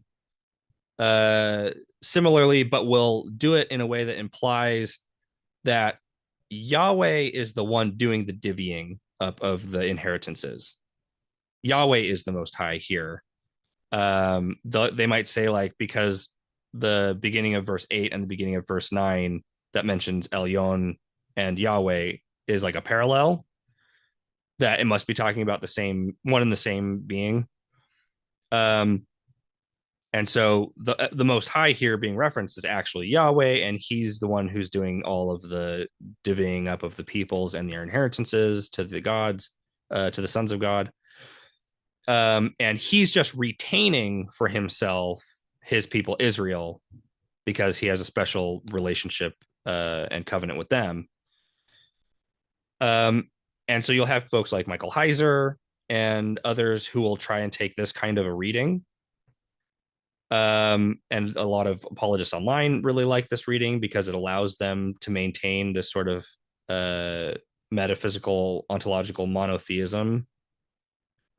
The problem is, if we are to understand that the Nahalato, his inheritance with reference to Yahweh and his portion, the Chelek, in that he receives as Jacob amongst the sons of God and amongst the divvying up of the nations, for to understand that he's just simply retaining or keeping for himself what he already has, one, logically, that doesn't make sense because that's not an inheritance. You don't inherit from yourself. So that makes no sense. So it wouldn't be a birthright or an inheritance if you're just keeping something that's already yours. But two, and this is the bigger thing, aside from whatever logical inferences you might make of that, the bigger thing that folks like the author of Yahweh's Kin that I just mentioned, Aaron Wilson Wright, and even other more modern scholars, like Chrissy Hansen and others who have written more extensively on Deuteronomy 32, have written about. What they have shown in a lot of their stuff is, as far and wide as we can go in the history and use of these terms as covenant vassal treaties of allotment, inheritance, birthright, not a once, never are these terms ever used to denote someone retaining for themselves something they already had. it is always, without exception, used by a supreme being, whether that's a god or an earthly king or vizier or uh, emperor or something, is giving out something to another party, someone underneath them, typically a vassal. Yeah, I just want to add to that too. I also looked through all 222 times that this word occurs in the Old Testament before this, and I could not find a single one that is talking about inheriting something from oneself. It's like profound special pleading to be arguing this is like the one instance. It's clearly if you are doing that, it's just clearly like retrojecting a later monotheistic framework into the text. It just doesn't bear out. So Yeah. Yeah. Thanks for looking that up. But yeah, and I'll try and include a couple of these references in the notes so anybody who wants to read a couple of these papers can. But as far as I can tell, and look, take this with a big grain of salt here. I'm not a scholar. I'm just someone who is on the internet who likes to read Hebrew and am learning myself. I've been lucky enough to have folks like David and Peyton join me on this journey. Um, and but as I can tell, as far as I can tell, this is never used in that way, as David mentioned. And so there is a distinction here being implied, if not directly explicated in the text, that the being Elyon, who is doing who is playing the part of the one divvying up and dividing the portions or nations and inheritances to his sons or to the sons of God, uh, is a distinct and separate being from Yahweh, who is a recipient of some of these inheritances alongside the other sons of God. So, anyways, I think a lot could be said here, and I will probably end up doing at some point a video just about the distinction between El and Yahweh, even in the Hebrew Bible, on this channel in the future. In which I might bring up a few of these things again and bring some more direct examples. But suffice it to say, this is one of the oldest readings we have, I think, that actually provides a distinction between the two beings in the Hebrew Bible. There's other places in the Hebrew Bible that the waters are a bit more muddy and maybe more difficult to distinguish. I know folks like Dan McClellan and others have made a case that as far back as we can go in the history of Israel's existence, Yahweh was one amongst a pantheon of deities worshipped in Israel, and was maybe even the sole or the deity with whom Israel was most directly connected to, but also acknowledging that he was one in a pantheon of deities underneath the patriarchal high god El from the northern hill country. But that at some point at the end of the Bronze Age, early Iron Age, Yahweh kind of takes over as the premier deity in that region, and El or Elu kind of takes a backseat and kind of fades off into the sunset. And so I know a lot of scholars have made that case. I think there's some strong evidence for that. Though, with respect to these particular verses, this and this goes back to I want to bring up what was I reading the other day? Dang, I just lost it.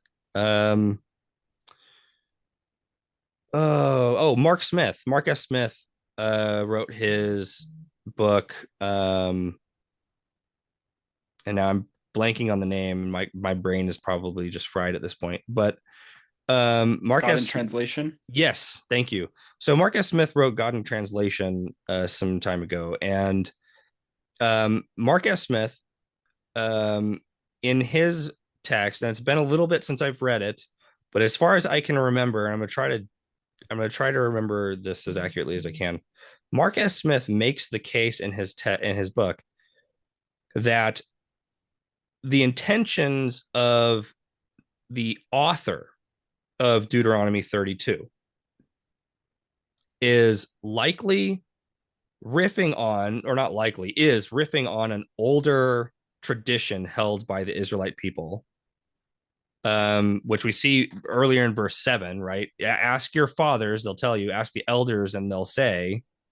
So this is hearkening back to an older tradition from the ancestors of the Israelites. When Elyon apportioned the nations, et cetera, et cetera. Mark S. Smith is saying that the author of Deuteronomy 32 is likely riffing on the older idea from their ancestors that Elyon, and Yahweh were distinct beings. And Yahweh was a member of the sons of God and was apportioned Israel as his inheritance. But he's trying to muddy that and say, but it doesn't matter because Yahweh is our God. And so functionally, Yahweh is the Most High, because he is the one to whom we owe our allegiance and worship. And it's only later in history that the two become totally conflated, and Yahweh is one and the same with Elyon, as we get closer to the exile, for example, and beyond. I could be wrong, but I think that's Mark S. Smith's point that he makes in his book. But the point is, either way you slice it, the earliest reading of Deuteronomy 32:8-9 is distinguishing between Elyon and Yahweh as distinct beings. I don't know. Have you guys come across that book? Are you familiar with that at Yeah. all to Yeah. comment? Yeah. So I've read Mark Smith. He has the same. I think you might be. I don't know if you're mixing up Mark Smith and Michael Heiser, but Michael Heiser, I think, is the one who maintains that in Deuteronomy they're distinct. But I admit I haven't read his stuff in a little while. But then Mark Smith is definitely the one who claims that 8 and 9 are conflating the two names. I am seriously inclined to disagree. I don't really see any kind of poetic parallelism between verses 8 and 9. I think eight is too long and too distinct from verse 9, where 9 itself is in its own little parallelism. So I don't think that works out at all.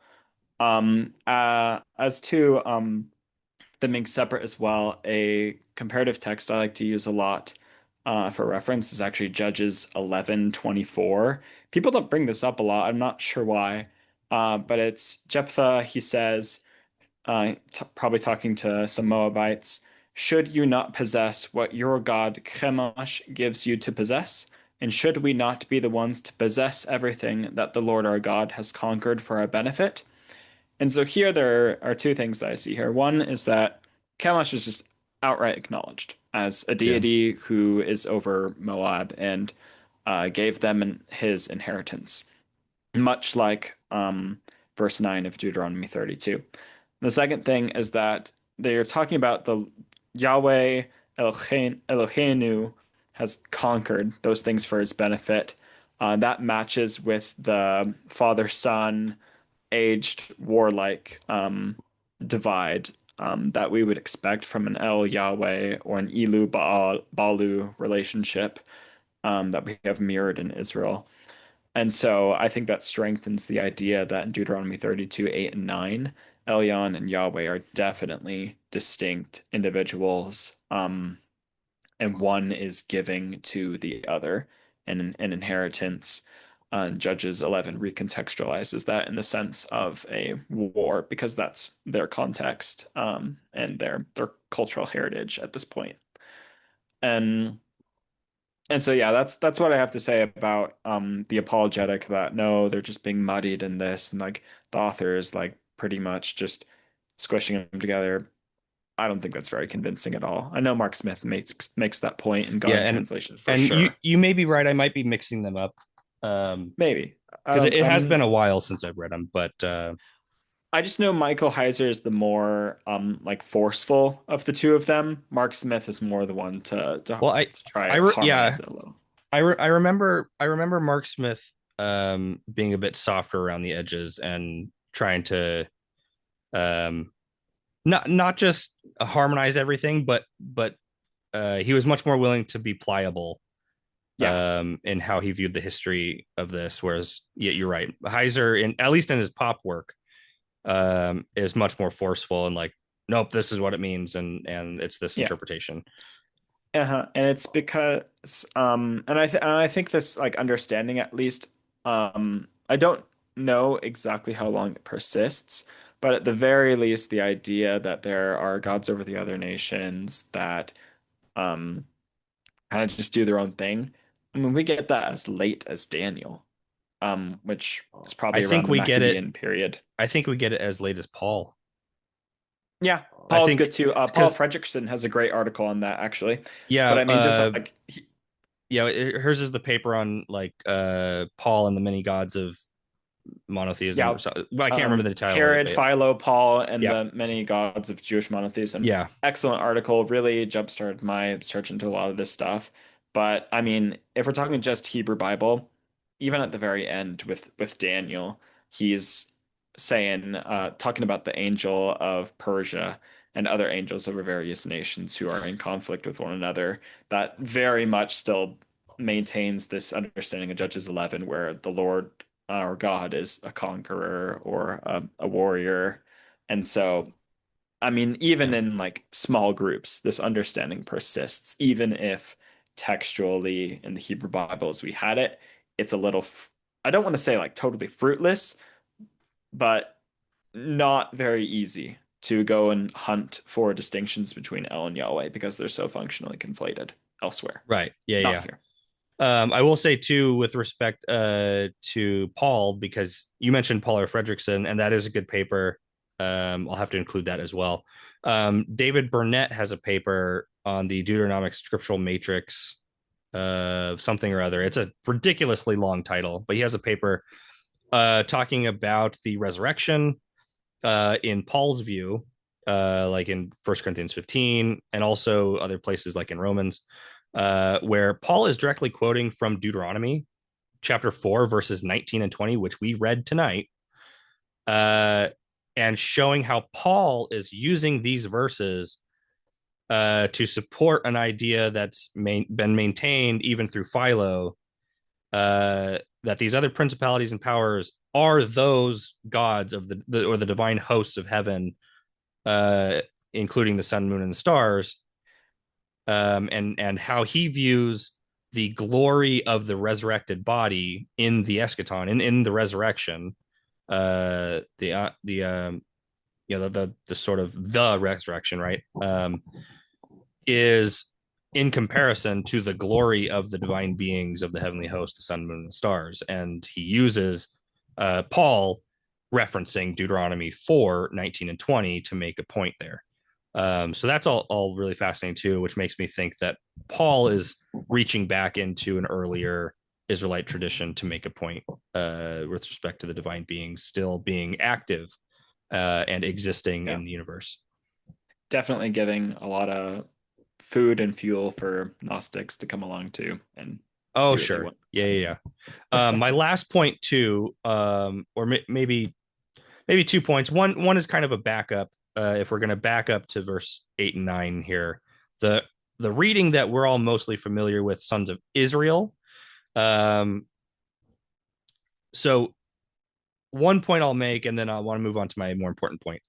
Um, if this is in fact talking about an earlier point in time, because we have in verse 7 a hearkening back to an earlier tradition.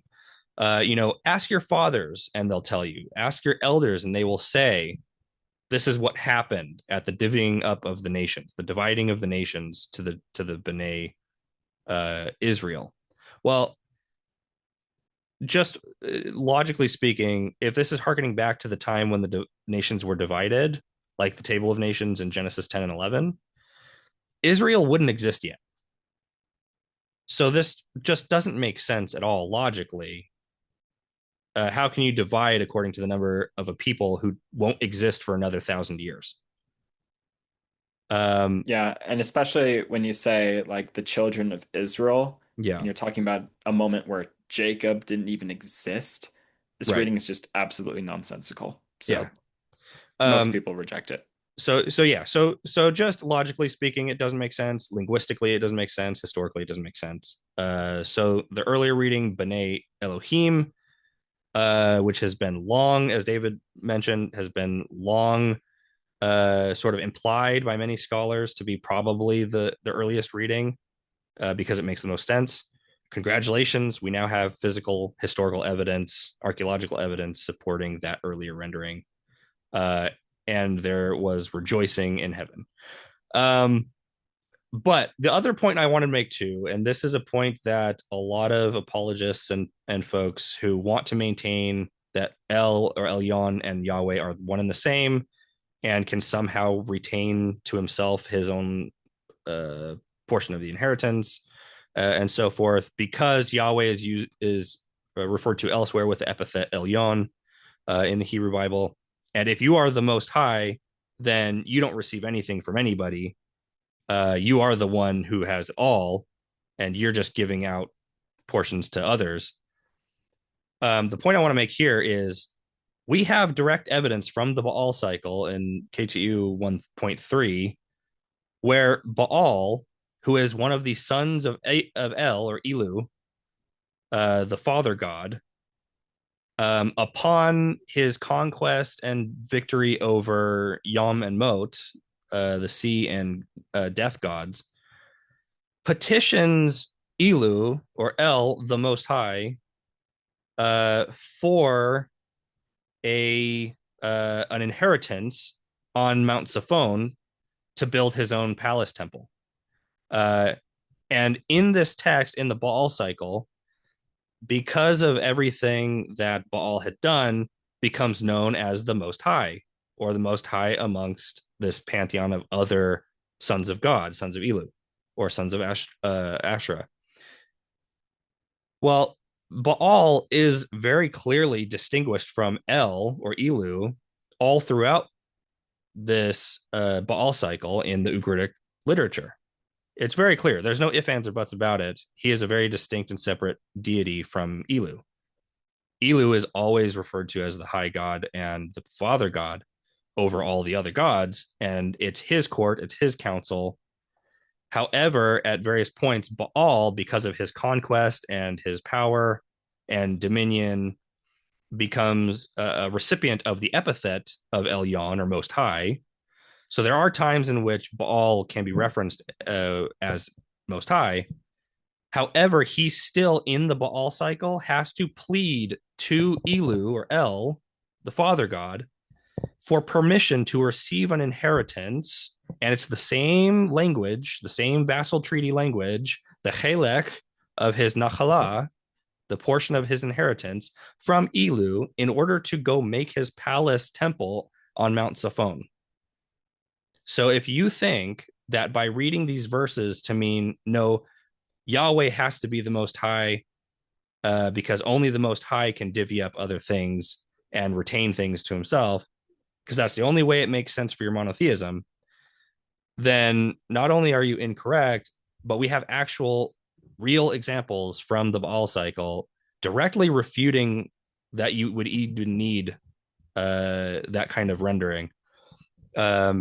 Baal can be the Most High in his circle in the Baal cycle and still have to receive his portion of his inheritance from a higher god through a vassal treaty. So that all exists. Deal with it. Anyways, end of rant. I apologize. This was a lot longer of a discussion than I think we had anticipated, and we only actually read through like 10 verses. So hopefully that gave you folks at home something to chew on. But yeah, anything you guys want to say before we run out the clock here and log off? I think I just want to add one word about like people who are studying this at home. Just don't be too unsettled by like ancient Israelites having such a different understanding that we did. As Latter-day Saints, we have an incredible advantage of continuing revelation and just that really basic understanding that people learn things from time to time after time, that may supersede stuff that was older or given in situations where the assumptions were very different. And as we continue to enjoy more like clear revelation, we still need to read these texts in their original context so that we can understand what their message was. For the ancient Israelites to conceive of God as one among many, but yet incomparable among many, was way more awe-inspiring than some kind of metaphysical monotheism ever could have been for them. In fact, that would have been very confusing to them in their own time and context. And so I'm grateful that we worship a God who condescends to our understanding and teaches us lessons that we can understand according to our own culture. Yeah, I will add to that as well. Embrace the weirdness and the difference. It can definitely seem intimidating at first, but just dive head in and just enjoy it. And however weird it is, we can take a lot of things out from this. Like we've been talking about the covenants, which are again Latter-day Saints emphasize a lot. The divine council worldview that's present everywhere. The heavens are not just occupied by one lonely God, right? He has a whole family, and we're part of his family too. And the Book of Deuteronomy is inspired scripture. It's theopneustos. It's um, life-giving, and Jesus quotes from it. The Book of Mormon quotes from it. And don't limit yourself to just studying these verses. Go out and just treasure up every single word of this book. Awesome. Thank you guys so much for spending the last few hours with me. Um, I appreciate anybody who has stuck with us through this whole thing. Um, one thing I will say is for those of you on the channel who are channel members, what I'm going to be doing is either doing a few live streams or maybe just making a few videos going over some very bare bones basics, introduction stuff for learning biblical Hebrew.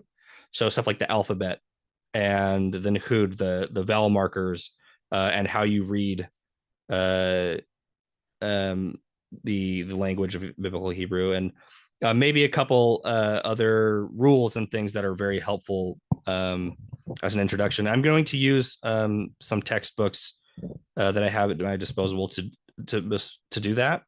Now, I am not a Hebrew Bible teacher. I'm not a linguist. I'm not a scholar. But if you'll uh, humor me and you want to join us on this ride and you are a channel member or would like to become a channel member, there will be some extra things in there for you to help you to better connect with the Hebrew language as we study through the Hebrew Bible this year and come follow me and on this channel with this series. And I hope Peyton and David, we'll have to get you guys together again in the next few weeks and do this again. And I promise we'll try and be a little shorter so we don't take up you guys' whole night. But It's just because yeah, of the topic. it is. This was a big one. And there's a lot of verses that we could appeal to. And I think this is something that will come up, a theme that will come up kind of sprinkled in throughout uh, our reading this year and Come Follow Me. But I think we did the bulk of it tonight. And so moving forward, we don't have to hit on this quite as hard in the future. Well, with that, guys, thank you guys for joining me, and we'll see you in the next video.